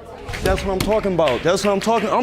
I'm done. It's over with. I told you. I mean, I'm not shocked. I got my whole life ahead of me. I'm done. You know what I'm saying? I wish you the best. My baby gonna be fine. I'll take care of my baby by myself. I wish you the best. Ms. McDaniels and Mr. Wells suffered an abominable tragedy. 6 months ago, they lost Anthony Wells, their 3-year-old son. After the tragic loss, the grief hit their home hard. To make matters worse, Mr. Wells has been doubting the paternity of their 2 kids, aged 2 and 11 months. He accused Ms. McDaniels of infidelity on very funny grounds. I'm grieving too, We both lost a son, but it's just the rumors and everything that I can't deal with it no more. How long have you been hearing rumors? I've heard them since the first one was born, the one we lost. So since you all basically got together and started having children, you've heard rumors that your wife is with someone else. Yes, that my kids belong to somebody else. And who told you that? My ex. Oh, as a man married for so many years and has been with her for so much longer, he's still listening to his ex and no other additional source tells him that his wife is not faithful? Ms. McDaniels should be the one worried here, if anything. She was like that, Megan is the thought of the place where they work at. But this is your wife she's talking about. Yes. So she just decides she's gonna call you out the blue and tell you your wife is a thought. I mean, well, not out the blue, but she heard that she was pregnant. So she was like, I just want to let you know that might not be your baby. Oh, so she was warning you. Yeah. And so when she told you this, did you have reason to believe or to suspect? At first I didn't, no. The only thing it'll seem Mr. Wells has against Ms. McDaniels is that she had an unpleasant encounter with a man in a club years ago, before they got married, sounding like a broken record, just like all the men that have ever been in paternity court. He also believes that he does not look like the children. All of my kids, they all favor me in some way, He has told my daughter, I'm not your daddy, go find your daddy. What? I did not say that. Mr. Wells. I did not say it. It's his skin tone. He got ginger hair, and he's too light. He is too light. Well, I mean, now, his mother is white now. I mean, but Your Honor, he calls him white boy. That's not acceptable. He calls him what? White boy, and that's not acceptable. Well, that is some interesting way to address babies. He went on to say that little Daryl is too light-skinned with ginger curly hair, and he, the supposed father, does not have those attributes. Like all of that is not comical enough, he brought this to court to further prove his point. It's just the way my head is built with like a roller coaster. You know, it has a lump in the middle. You know, most of my kids, they have it. All of them. As you can see, mine is the same way. As for little Daryl, his head is more flat and his hair is ginger, like a reddish hair. I've never had that in my family. So you have a roller coaster head. Yes. That's what you call it. Yes. Because there's a dip in it. Interesting words from a pretty interesting guy. Alongside these two children, Mr. Wells also has 5 more kids from other women in between these two who all have roller coaster heads. Isn't that something? After all of this, the results are revealed. Mr. Wells, you are the father. You look relieved. I am very relieved, very relieved. 18-month-old Daryl Wells. Mr. Wells, you are the father. Ms. McKinney is probably the worst woman to ever appear on paternity court, and that's saying a lot. Her husband found a sex tape of her and another man, but she still insists that her child, Amira, belongs to him. Now, what are the odds of that being true? Let's find out. You testify that his paternity denial is tearing you apart. Is that correct? Yes, Your Honor. Mr. Brown, you say there is no way you are Amira's biological father after finding a sex tape of your wife with another man. You now intend to prove he fathered Amira. We'll meet that man in a moment. Oh, how spicy is that? Amidst all of the doubt, even though all the odds are against her, it's a respectable thing that Ms. McKinney is being very honest with the court today. It looked really difficult to do so, but she gathered her thoughts and had this to say in court. And I can see that you are really hurting right now. I can see the tears. What are you feeling, Miss McKinney? Oh my goodness, she's just gorgeous. What are you feeling? I just hope that he's the father of Amira Brown. Hope that he is? Yes. So are you saying that you really don't know, but you truly hope? Yes. Mr. Brown does not seem at all moved by this. He stands his ground, saying that he still does not believe he is the father of baby Amira. When she was born, she never looked like him. He gave it time too. But each day, he looks at her, takes pictures of, and with her. More and more, it still does not seem like she is his daughter. She has his face, and it bothers me a lot. So you feel Amira looks like the man you saw on the sex tape with your wife? Yes, I do. More and more every day, I see Amira's face and his face, and it bothers me a lot. And not only that, she looks like more than one person than just him. People in his family she looks like. It's wild enough that his wife has a sex tape with another man. He found it himself. Even worse, he keeps seeing the man's face in his 11-month-old daughter. Now he's saying there's more men, and Ms. McKinney is not denying it. Well, dang. This man has not been having a good time these past few months. This was how he found out about the tape. One day, the girls, they like snatching her phone. So they grabbed her phone before they could even get to the video. I grabbed it and it pressed play. And I seen the beginning of the video and I didn't see what I liked, so I just disclosed it. I didn't watch the whole video. The video came up, or you went looking to see what was in her phone? I was scrolling through her pictures, whatever. And before they could even get to it, I grabbed the phone. Oh, because you knew it was something inappropriate. Yeah, it didn't look right. It didn't look right. It looked like a video, so. Now it's bad that she cheated on her husband. Ms. McKinney didn't just do that. She recorded herself doing it too. Afterwards, she saved the video and casually had it sitting around in her phone. What a woman. Talk about really breaking the bias. This woman is shattering every dimension of evil there is. How do you end up with another man doing a sex tape? I mean, at the time, me and Mr. Brown was off and on. How did you meet the other man? I met him on a dating website. We started talking online, and then I finally met him in person, and he came to my house. So how often were you sexually active with this man? 10 times. And now, Mr. Brown, you believe this man is the father of Amira. That's your honor. I think we need to meet that man. I think so too, Judge Lake. She took the words right out of all our mouths. When Mr. Jonathan Fowler came to the witness stand, he told the court how they'd been talking on a dating website, but the day he met her for the first time, she was with her husband. Oh my. He was there? Yes. So how did the sexual relationship start with Miss McKinney? Me and Miss McKinley been having sex. It's Miss McKinney. Oh, Miss McKinley. You don't even know her last name? Me and Miss McKinley been having sex the whole 2016. You say you're in a year-long affair. I met Miss McKinley, the ending of, I met her the ending of 2015 going to 2016. All the odds are against Ms. McKinney, or shall I say Ms. McKinley, and Mr. Fowler by extension. Ms. McKinney told Mr. Fowler that she wasn't in any relationship at that moment, and they went on to be intimate for an entire year without protection. In the middle of all this, the funniest thing happens. What did she tell you exactly? That she's pregnant and she's ready to give birth. So who did she say the father was? She didn't tell me I nothing. said it was complicated. I believe it was complicated because, like I said, I was back and forth with him and him. that sex back tape and forth. was April 9th, and Amira was born April 9th. Did that math add up? No. So now, is Fowler the daddy or not? Ms. McKinney tries to explain her conception date and the B-day the baby was born to the court. She tries to link it to who she was intimate with at that particular time. As it would turn out, she was off and on with both men throughout that period. Woo. So now take me to the birth. When Amira was born, where were you? Were you there? I was present. You were? Yes, I was, Your Honor. And did you sign the birth certificate? No, I did not. I refused to let him sign it. I said no because Amira didn't look like me. That's why I said that too. Why did you refuse? Because since we're married and I get public assistance, they're gonna try to hit him with child support. But you all were legally married. So why would he have to be on the hook for child support if you're legally married? I didn't want him to sign a birth certificate. Complicated as it is, Fowler has not even stated anything about being interested in the baby, whether or not it ends up being his. Mr. Brown, however, has done an entire experiment to prove to the court that Amira is not his baby. This was the nature of his experiment. You said you immediately had doubts. Yeah, when I looked at Amira, I said, hey, when I was born, I was pale. But wait, look at her lip. Why does her lip look so fat? That's not my lip. My lip does not look like that.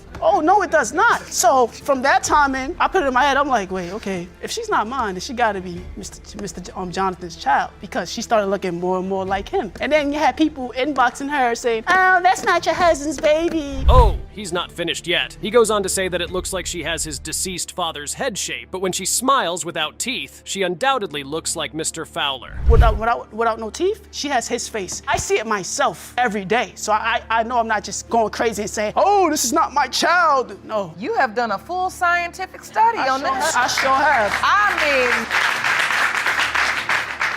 And you know, I believe you because I could tell in the beginning of your testimony that it was bothering you. I can see how much it's been weighing on you. What a guy. However, in a very funny twist, we see that Ms. McKinney is pregnant again, and this time Mr. Brown believes it is his child. The court is shocked, confused, as it looks like Mr. Fowler is calling dibs on this particular baby. Here's the funny conversation that ensued between them. Not only that, she's pregnant with my child now, so it's like you said now you're having another baby? Yes. I may be the father, right? No, that's my child. But let me ask you, could you be the father? No. Oh, thank goodness. Okay. So, do you believe you are Amira's father? No, I do not. When's the last time you were intimate with Miss McKinney? 2017 of April. That's a whole year before Amira was born. Right. Well, oh well. What's going to happen now? Who is the daddy? There's just one way to find out, and that is why we are here in the first place. Finally, the results are out, and we get to end all of this drama. Mr. Fowler, you are not the father. Thank you. Thank you. He's not the father, Mr. Brown. Okay, I was like to say I apologize. I apologize. I'll accept your apology. Thank you, Mr. Brown. You're welcome, Your Honor. Oh, did I say we'd end the drama? It looks like the drama is not going anywhere. What exactly was Ms. McKinney's reaction? It's interesting to think about there being another man in the mix somehow. Now, here are the final results. Oh, you definitely did not see this coming one bit. Mr. Brown, you are not the father. McKinney, are you okay? Jerome, help her. I need to ask you, do you know who her father is? No. Well, I need to ask this respectfully. How many other possibilities are there? Do you remember? He has to be my bloodline. Why not find out in 2 months instead of almost 7 months? I mean, you going through. I gotta know that he's my bloodline. He's going to take care of him. He's going through Facebook to find out and asking people on the street, but he won't go showed me. the DNA test to Somebody find came out. to me and told me about it. Mrs. Kelso here insists that she is just 22 years old when she in fact looks 40. But her age isn't the dispute she wants this court to settle. Instead, she has brought 2 men to court to figure out which one is her baby's child. One of the men, she says, could be her child's father. Jamal Davis says he is certainly not the baby's father because he has seen Miss Kelso with at least 10 other men. And here is how it all began. Kelso, you are in court today to prove that Mr. Davis is the father of your 9-month-old baby, Connor Kelso. Yes, Your Honor. You claim Mr. Davis has done nothing for your son, so you're suing for half the child rearing expenses in the sum of $2,500. $1,561. Is that correct? Yes, Your Honor. Okay, that seems like an easy maths question that we can figure out. Ms. Kelso has a calendar which she says proves that all of this happened during the window of conception, and her calendar does prove it. But what does Mr. Davis have to say about that? Mr. Davis, does this look familiar?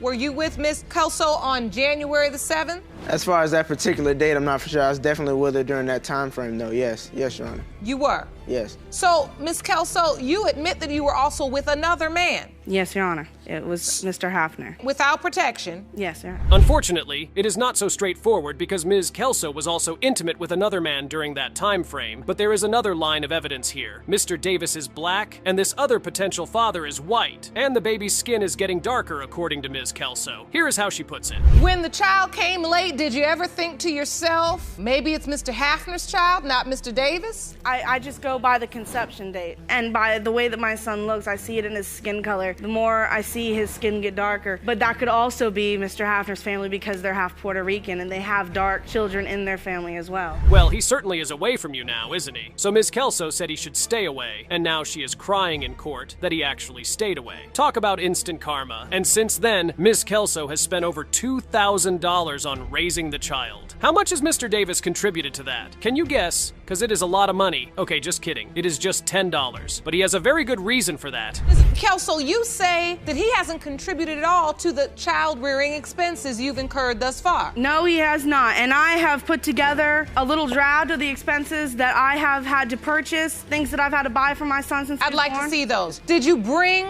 the receipts for those purchases? No, I did not. How much did they cost? They were very low cost, and I mean, some of them were dollars. I mean, no more than $10 for all of them. Wait, hold up. Wait a second. Ms. Kelso says she stopped being promiscuous when she met Mr. Hafner, but she actually cheated on Mr. Hafner with Mr. Davis. So she clearly did not stop being promiscuous. But she has a really good excuse for doing that too, if you can believe it. That was the exact date. The exact date. And that's the day I met him. That's the day that I house. started sleeping with him, and that's the day that I started dating him, the day I met his family. They're all here present today. And the only reason that Mr. Davis is in the picture is because I had been cheated on by Mr. Hafner, and so I cheated back with Mr. Davis. Well, having revenge with your genitals is precisely the sort of thing that gets you here in front of all these people. And Mr. Davis talks a lot about Miss Kelso being promiscuous, but he still sleeps with her without protection. Isn't that insane? Well, you probably will not believe this, but he also has a good excuse for that too. That's all I was interested in.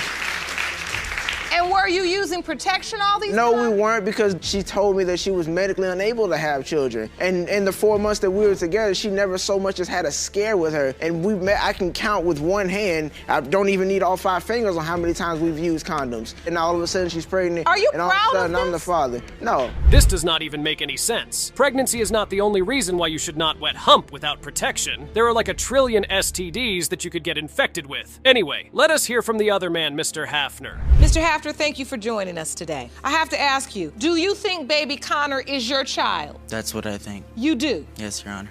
And so, have you done anything for Connor thus far? Have you helped in raising him? Yes, Your Honor. I have been feeding him, being there for him, showing him I love him. Yeah, maybe. And I'm going out on a limb here. Maybe that is because they are only a few days old in that picture. Anyway, you get the sense that Mr. Davis wants to get out of being responsible for this kid in literally any way he can. Let us see if the DNA test result will grant him his wish. Mr. Hafner, you are not the father.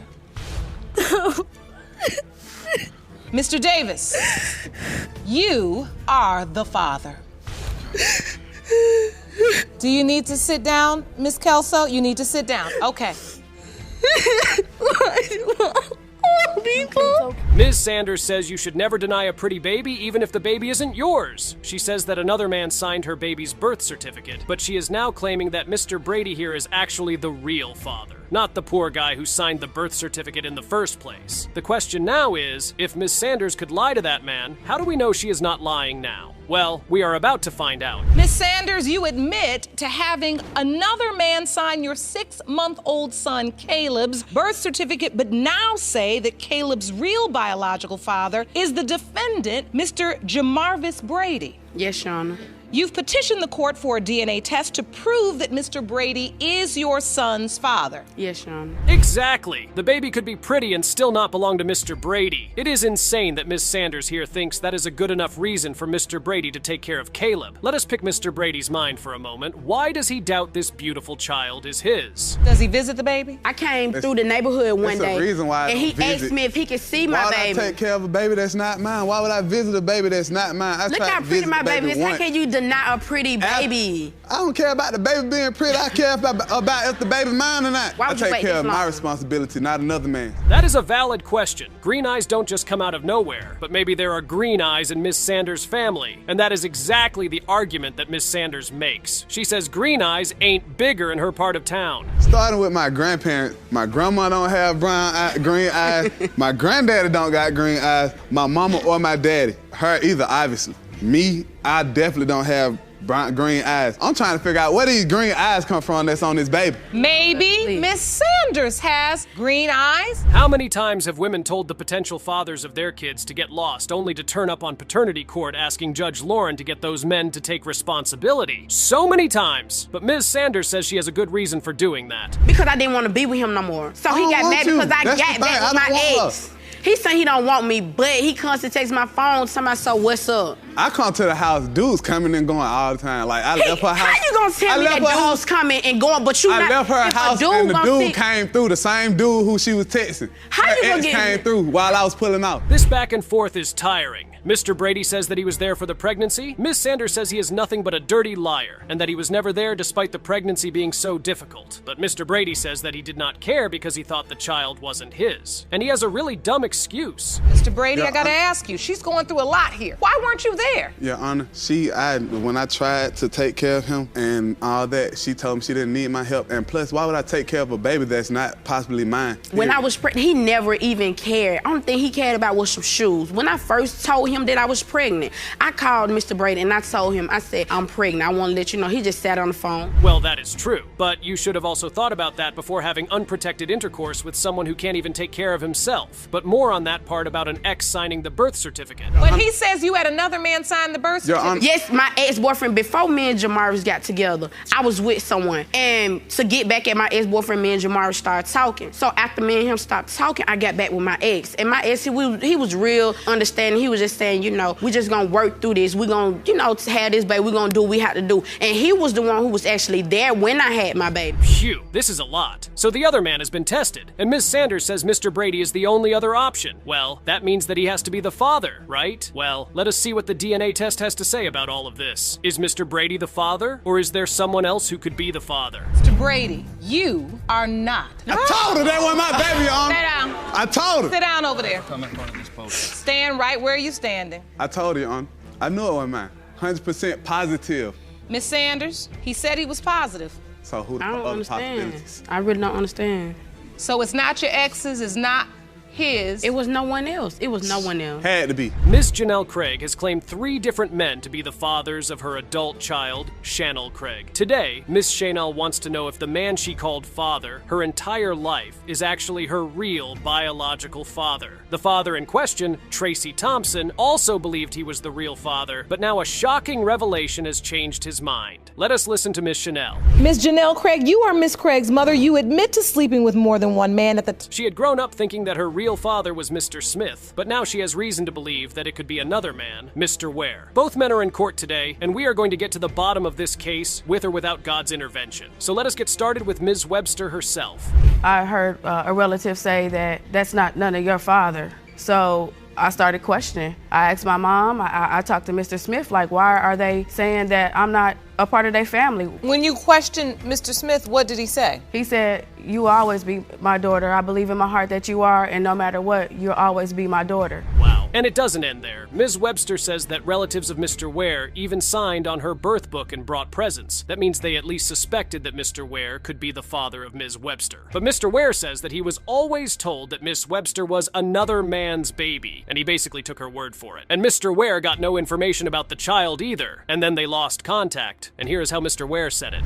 A couple of years after that, I went into the military. Okay. And when you came back, no one said to you, you may have a child? No one said that to me, and the mom had moved back to Ohio, so I never saw her for years. Were you there when her mom was pregnant? Yes, I was there when her mom was pregnant. As a matter of fact, we continued to date at that point. Wow. Anyway, Ms. Webster then started searching for Mr. Ware after realizing that he could be her father. She went to his church and then poured out her heart to God to help her reveal if he was truly her father or not. And then this happened. All right, so let's fast forward to the day you finally get to meet Mr. Ware. We went to visit him at his church. I just been praying, that I find out who my father is. There's things in my life, there's roadblocks and stumbles I've been going through. There's things goals I'm achieving, and knowing who my father is one of them. And I came to the Lord. I went to the altar. They had altar call, and I went up and I just prayed that God give me a sign to reveal. Whoa, that could be a miracle. But despite Ms. Webster's faith, that is not actually evidence that Mr. Ware is her father. In fact, it is not evidence of anything, and any court would throw that testimony out. But Ms. Webster says that Mr. Ware has to feel it too, because he is a deacon and a spiritual person. But Mr. Ware insists that he knew nothing about it. When I was down, no, I didn't know who was standing there when I got up. I get up and I turn around and he's right there. So, something, it's got to be some energy, it's got to be something. It can't be in vain. You are a deacon, right? Yes, I am. And he's a spiritual person. Did you know it was her? Did you know it was Miss Webster, this baby? I did not. That you knew before she even left the womb? Did you know? No, I did not know at that time. So Ms. Webster feels a connection, but Mr. Ware feels absolutely nothing. Wow, that is cold. And then Mr. Ware drops a line that makes everyone in the courtroom shiver. He looks Ms. Webster right in the eyes and says this. So you did not feel a connection like this could be my daughter? The way in which she says your mother reacted when she met her and said, what took you so long? No, Your Honor, I did not. The fact of the matter is that you are not my child. I love you like a child. That must be so painful for Ms. Webster. But you can tell that there is no malice in his voice. He just truly believes that Ms. Webster is not his child, and that is that about that. Now, let us hear from Mr. Smith, who basically raised Ms. Webster. What does he have to say about all of this? Thank you for joining us, Mr. Smith. As you know, we're here discussing the paternity as it relates to Ms. Webster. You have been paying child support. Yes, I have. But you don't believe you're her biological father. No, I don't. I can tell you why. Please. Miss Webster was born September the 17th, which means that she had to be conceived either late December or January of 76 or late December of 75. I was in the United States Army, stationed in Fort Hood, Texas. Wow. So how did he end up paying child support? Well, Mr. Smith said he just did it because he was raised to do the right thing and because he was also naive. That is insane. Thankfully, Ms. Webster's mom is also in court today, and here is her side of this insane story. Mr. Smith also came home on leave. Once we got together, Mr. Smith went back to the service, and then I was pregnant. When Mr. Smith called me one day, I said, you know what? I'm pregnant. I've never received that call, Your Honor. Yes, you did. When I come home from the military, I got a letter in the mail stating that I had to come down to the child support. When I got there, Miss Webster was like, Miss Brady was there. That is a lot. So who is really telling the truth? Ms. Brady here says she has no doubts that Mr. Smith is her baby's father. She is positive and certain that the father is Mr. Smith. Well, let us see who the father really is. The DNA test result is the only way to clear up this entire story. Mr. Smith, you are not her father. Are you surprised? Hurt? Yes. Surprised? No. I thank you for everything that you've done for me. Always, baby. I appreciate you, and like you said. Always. Always, sweetie. You just told me you were sure. I thought I was sure. I thought I really had it in my heart that Mr. Smith was her dad. You do admit that there were multiple partners at the time that Ms. Myers was conceived? Of course, but you got to realize I was 17. So any calculation within that time, I could have been way off. Because by the time I found out, I was 4 months pregnant with her. So there could be a list of whomever. These moms will have you thinking Maleficent was a saint. So Ms. Myers has brought her mother, Ms. Madrigal, to court today because she claims Ms. Madrigal has no idea who her biological father is. Ms. Myers says her mother gave her a list of 13 possible men. The odds are definitely stacked against her, but she is hoping to find out who her real father is today. Say your mother gave you a list of 13 possible men, and you are hoping to determine who your father is today. The court has located 2 of the 13 men and has already ordered paternity tests to be administered. Ms. Madrigal, you admit to having a laundry list of potential fathers, but hope today answers your daughter's lifelong question. Ms. Myers explains that when she was 13 years old, she had a father figure in her life who passed away. She needed closure and to find out who her real father was. Ms. Madrigal tells the court that over the course of a year or more, she would give Ms. Myers names of potential fathers, which Ms. Myers felt was like a joke to her mother. Ms. Madrigal, as you're giving your daughter this list, and I do not mean this in a joking way. Right. You couldn't narrow it down from 13? You know, the 13 that she's named it's like 13 ghosts. What about pick any man in Seattle?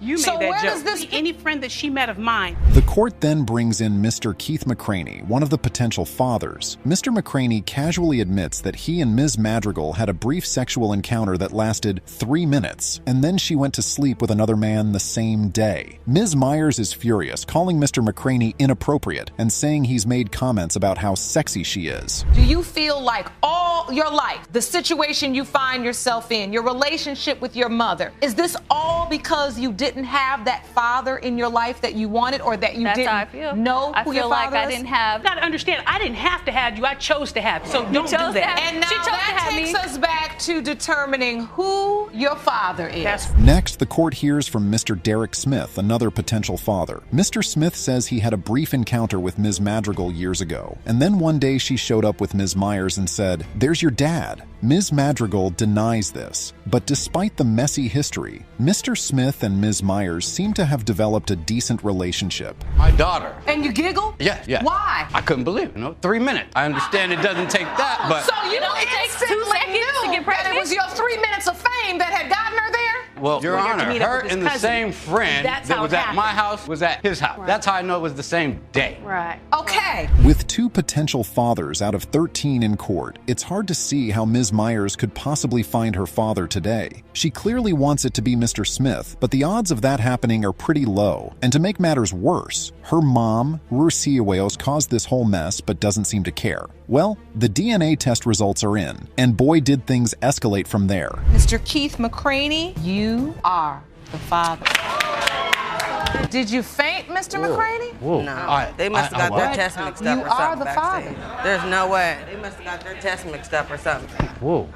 Thank you for coming back in, Miss Myers. I know you're upset. So these 2 brothers, Arthur and Eugene, think that their Uncle Ronnie might be their real dad. Turns out their mom, Allie, had a little thing going on with 2 brothers. Talk about keeping it in the family. Yikes. Mr. Ellis, you and your brother have brought your mother to court today because you say you've always believed the man in this photograph is your father. Yes, Your Honor. Then, just recently, you learned that your biological father may actually be your father's brother. Yes, Your Honor. Allie's admitting she slept with both brothers, but she's saying she had no choice.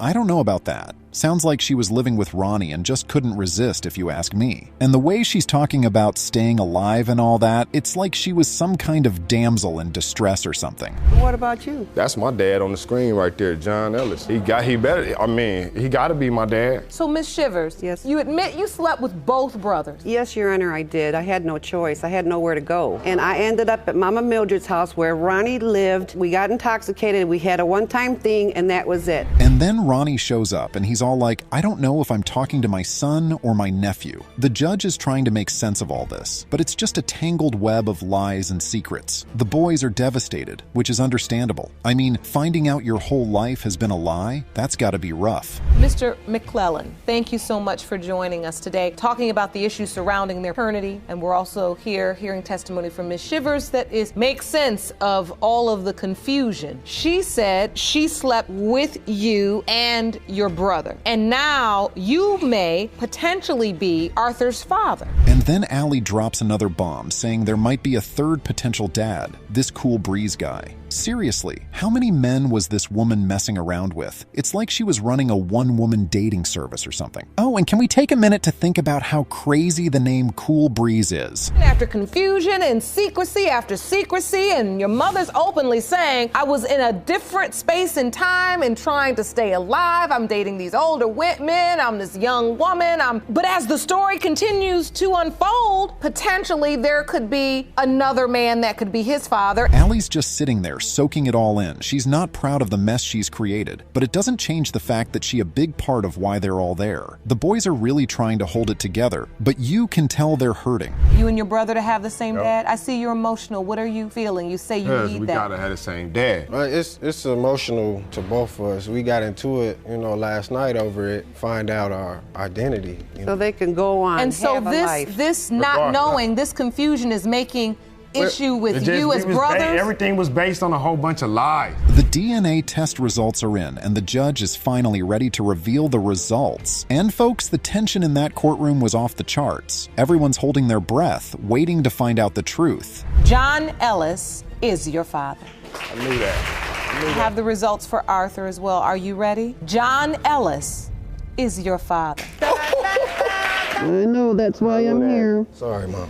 It's all right. I told you boys the truth. So, gentlemen, you have the truth. This paternity court episode was wild from the start. Ms. Matthews claims her ex-boyfriend, Mr. Moore, is the father of her 3-year-old daughter, Zania. But Mr. Moore is not so sure. He says Ms. Matthews was seeing other guys during their relationship, and he's not convinced little Zania is his. Having an extremely complicated relationship with the defendant, Mr. Moore. Now you say you're here today to prove that he is your 3-year-old daughter, Zania's biological father. Yes, Your Honor. She waited to notify you about her pregnancy because she was uncertain if her unborn child was yours. Yes, Your Honor. Right off the bat, the judge grills Ms. Matthews about why she waited 4 months to tell Mr. Moore she was pregnant. Ms. Matthews says she was having complications and didn't know if the baby would survive. Mr. Moore then pulls out some juicy evidence, a photo of Ms. Matthews kissing another guy. She also admits to busting Mr. Moore's car window out of anger over that photo. So you were in a relationship with Mr. Moore. Yeah. Now he says you didn't tell him you were pregnant until 4 months. No, we was on and off. I didn't tell him I was pregnant because it was something I went to the doctor in Alabama. So I didn't know what I was going to do. I didn't tell some of my family members either because I didn't know what I was going to do. Then Mr. Moore's niece, Miss Thomas, takes the stand. She drops a bombshell. She says Ms. Matthews is known around the neighborhood for getting around and even claiming to be pregnant by different guys before. Miss Thomas says she's seen Ms. Matthews with other men who look just like Mr. Moore. Whoa, so Ms. Matthews might be trying to pull a fast one here. This picture, This is calling a his window, phone, so it's okay to bust a calling his window phone, and they're answering the phone, hanging up, playing, oh, B word, you're mad, the tire, and I broke your back window. Okay. You're in a relationship, what you guys call a relationship. However, one Throwback Thursday, you post a picture, you kissing somebody else. The craziness continues when Miss Thomas says Ms. Matthews' 3-year-old daughter, Zania, calls 3 different men Daddy. Ms. Matthews immediately shuts that down, saying Zania only calls her granddad Daddy. But Miss Thomas insists Zania has been seen sitting on the porch with a snotty nose and dirty clothes, implying Ms. Matthews isn't taking good care of her.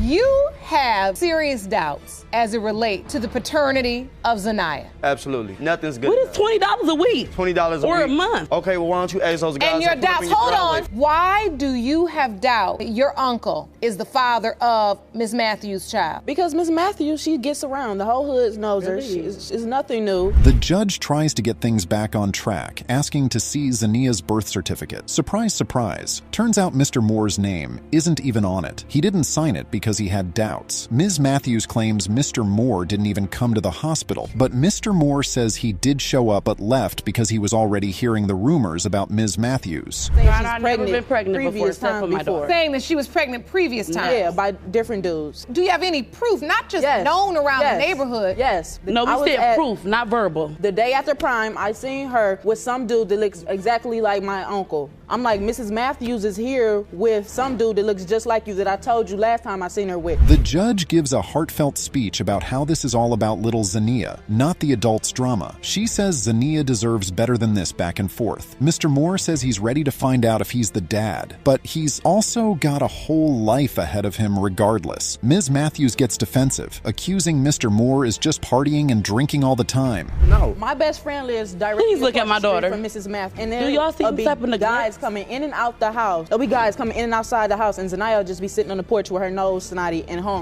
Really? And then every What? time she comes over, she has the same clothes on. Like, she has a snotty nose and dirty clothes? I mean, of course not right now, but of course never. Finally, it's time for the DNA results. Little Zania doesn't know it, but the envelope in Judge Lake's hands could change her life forever. Mr. Moore, you are not her father. That's what I'm talking about. That's what I'm talking. I'm done. It's over with. I mean, I'm not shocked. I got my whole life ahead of me. I'm done. You know what I'm saying? I wish you the best. My baby gonna be fine. I'll take care of my baby by myself. I wish you the best. So, Ms. Matthews, I asked you several times if there could be another potential father, and you said no. Oh, looks like we've got another case of a married woman cheating on her husband. This is gonna be messy. Judge Lake is about to get the tea on Miss Vargas and her shady behavior. Let's see how this all plays out. Miss Vargas admits to lying, saying she was trying to save her marriage. But now that it's over, she's ready to prove Angelari is the dad. Looks like she's just trying to get some child support out of this guy. Can't blame a girl for trying, I guess. He and Miss Vargas were just friends at first, but then they started getting a little too close for comfort. Sounds like they had a little too much fun one night and ended up in the sack. Miss Vargas is trying to play the innocent card, but Mr. Angelari ain't buying it. He thinks she planned the whole thing to get pregnant. These two are really going at it.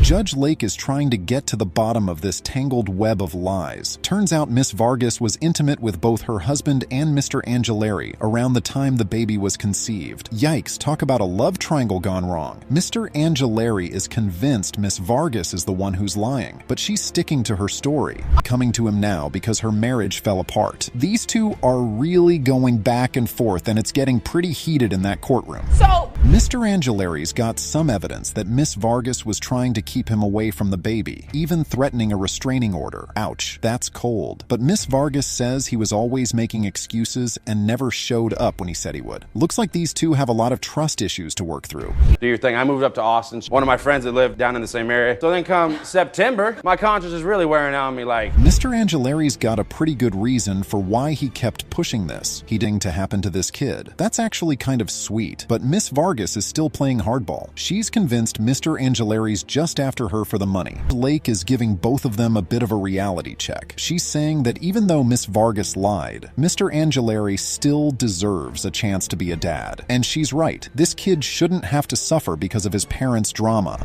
The moment of truth is here. The DNA results are in, and it's time to find out if Mr. Angelari is really Dustin's father. Mr. Angelari, you are the father. That's all up. He deserves it. That's my son. Yes, it is. Would you like to meet him in my chamber? Yes, Your Honor. That would be wonderful. Wow, this was a doozy of a case on paternity court. Ms. Diaz was adopted by Mrs. Mendoza as a baby, and now she's desperate to find out who her real dad is. But it seems Mrs. Mendoza is trying to throw a wrench in the works. Ms. Diaz. Yes, Your Honor. You have petitioned the court for the results of a DNA test, but you claim your adoptive mother, Ms. Mendoza, is trying to stop from discovering the truth. Yes, Your Honor. Now, Mrs. Mendoza, you state you doubt whether your adopted daughter has actually found her biological family. Now Diaz explains that she never really fit in growing up. The other kids would pick on her for her darker skin tone. And then one day, her stepbrother let it slip that she was adopted. Ouch, that must have been a tough pill to swallow. Mrs. Mendoza, on the other hand, seems to think this is all just going to end in heartbreak for her daughter. Was predominantly Mexican. They picked on me for my skin color, the texture of my hair. He would pick on me all the time. And he pointed out to me one day that I was adopted. I went and I asked my mom, Mrs. Mendoza, if it was true. I mean, it was a big blow to take, and I always had answers, always felt incomplete. Turns out Mrs. Mendoza adopted Ms. Diaz when she was just 20 years old. Apparently, one of her ex-husband's friends got his mistress pregnant, and she didn't want the baby. So Mrs. Mendoza stepped in and took the little girl in, vowing to love her unconditionally. But now it seems Ms. Diaz is determined to find her real roots. Heartbreaking, Your Honor, because I've done everything that I have for Leah Selda, that her mother even knows who her biological father is. Her mother had a extramarital affair. And I don't believe Carl Honeycutt Sr. is the father because at the same time, I also heard that she had slept with several other men. When Ms. Diaz was about to turn 15, she told Mrs. Mendoza that instead of a quinceañera, all she wanted for her birthday was to meet her biological mother. She's clearly been Ms. Diaz's rock her whole life, and now this. But Judge Lake makes a good point. Ms. Diaz has every right to know where she comes from, even if it's hard for Mrs. Mendoza to accept. I never got that chance, and that's all I've ever wanted. I've always wanted to feel that bond. I feel a bond with her because she's always been there for me, but I also have the right to know who my real family is as well. Trying to hurt her in any way. I have to acknowledge two things at this point. First, that you most certainly have the right to know. Back in 2001, Ms. Diaz started searching for her biological dad, but didn't get any leads until 2013. That's when a guy named Carnell Honeycutt Jr. reached out, saying he thought they might be related. Mrs. Mendoza seems worried that if this Carnell guy turns out to be the dad, Ms. Diaz will just abandon her. That we may share the same father. Now, did you talk to your mother, Mrs. Mendoza, about this? Definitely. I mean, I called her right away. And what was your response, ma'am? How did you feel about? I'm happy in a way that she's always wanted to know who her father was. And I don't want to deny her that. My fear, Your Honor, is that once she does find out. When Ms. Diaz told Mrs. Mendoza about Carnell, her adoptive mom said she's happy Ms. Diaz wants to know her roots, but she's scared the results will just leave her heartbroken again. Oof, you can really feel the tension here. Mrs. Mendoza has done so much for Ms. Diaz, but now she's worried that all that love and sacrifice might not be enough. I appreciate everything that you've ever done for me. Don't get that wrong. It's just, it's hard to explain to strangers that you're my mom. And with them going along and saying, oh, well, you don't look like her. But Lisa, the blood doesn't make you family. I know it doesn't, but I still have the right to know. And then Mr. Honeycutt shows up in the courtroom, and it turns out his dad, Carnell Sr., is the one who told him he might have a child out there that was given up for adoption. Wow, this is getting juicier by the minute. Mr. Honeycutt says he and Ms. Diaz definitely favor each other, and he's excited to potentially have found his long-lost sibling. How did you connect with her? You saw her ad. I was talking to my dad. I was asking him, if he would ever have any more kids. Honestly, I possibly have another. He was like, yeah, this girl I used to date way back, she gave this baby up for adoption and never got to, see it because he didn't know if it was a girl or boy. Miss Diaz is a total emotional wreck, understandably. She's been searching for this connection her whole life, and now it might finally be within her grasp. But she's also worried about hurting her adoptive mom, who's been there for her through thick and thin. You can tell this is a really tough situation for everyone involved. I mean, I thought one person was, and it turned out that wasn't the person. And then when he threw the name out there, I did hear that name, but I never thought to look for him. Did she tell you that Mr. Honeycutt and his family had reached out to her? Yes, ma'am, she did. Did you, in your mind, remember anything from the past that this could potentially be the guy? No, ma'am. And then Mr. Mendoza, Ms. Diaz's adoptive dad, chimes in. He's clearly upset about this whole thing, saying it makes his wife upset and hurts the whole family. He just wants Ms. Diaz to quit searching, because every time it doesn't work out, it's just more heartbreak. Ouch, this guy is not holding back. Put into words what you're feeling? If the test comes out positive, I'm gonna be happy. I mean, it's been a long 30 years not knowing. I feel bad at times because I didn't want to hurt anybody doing this. It's just I have to know. I have to know so I can move on. I have to know so I can put this behind me. And then the moment of truth, the DNA results are in. The judge reads them out, and that's when things got really interesting. Whether Leocelda Diaz and Carnell Honeycutt are related as siblings is 0.6%, which means they do not share biological parents and are not siblings. This is exactly what I was scared of, Your Honor.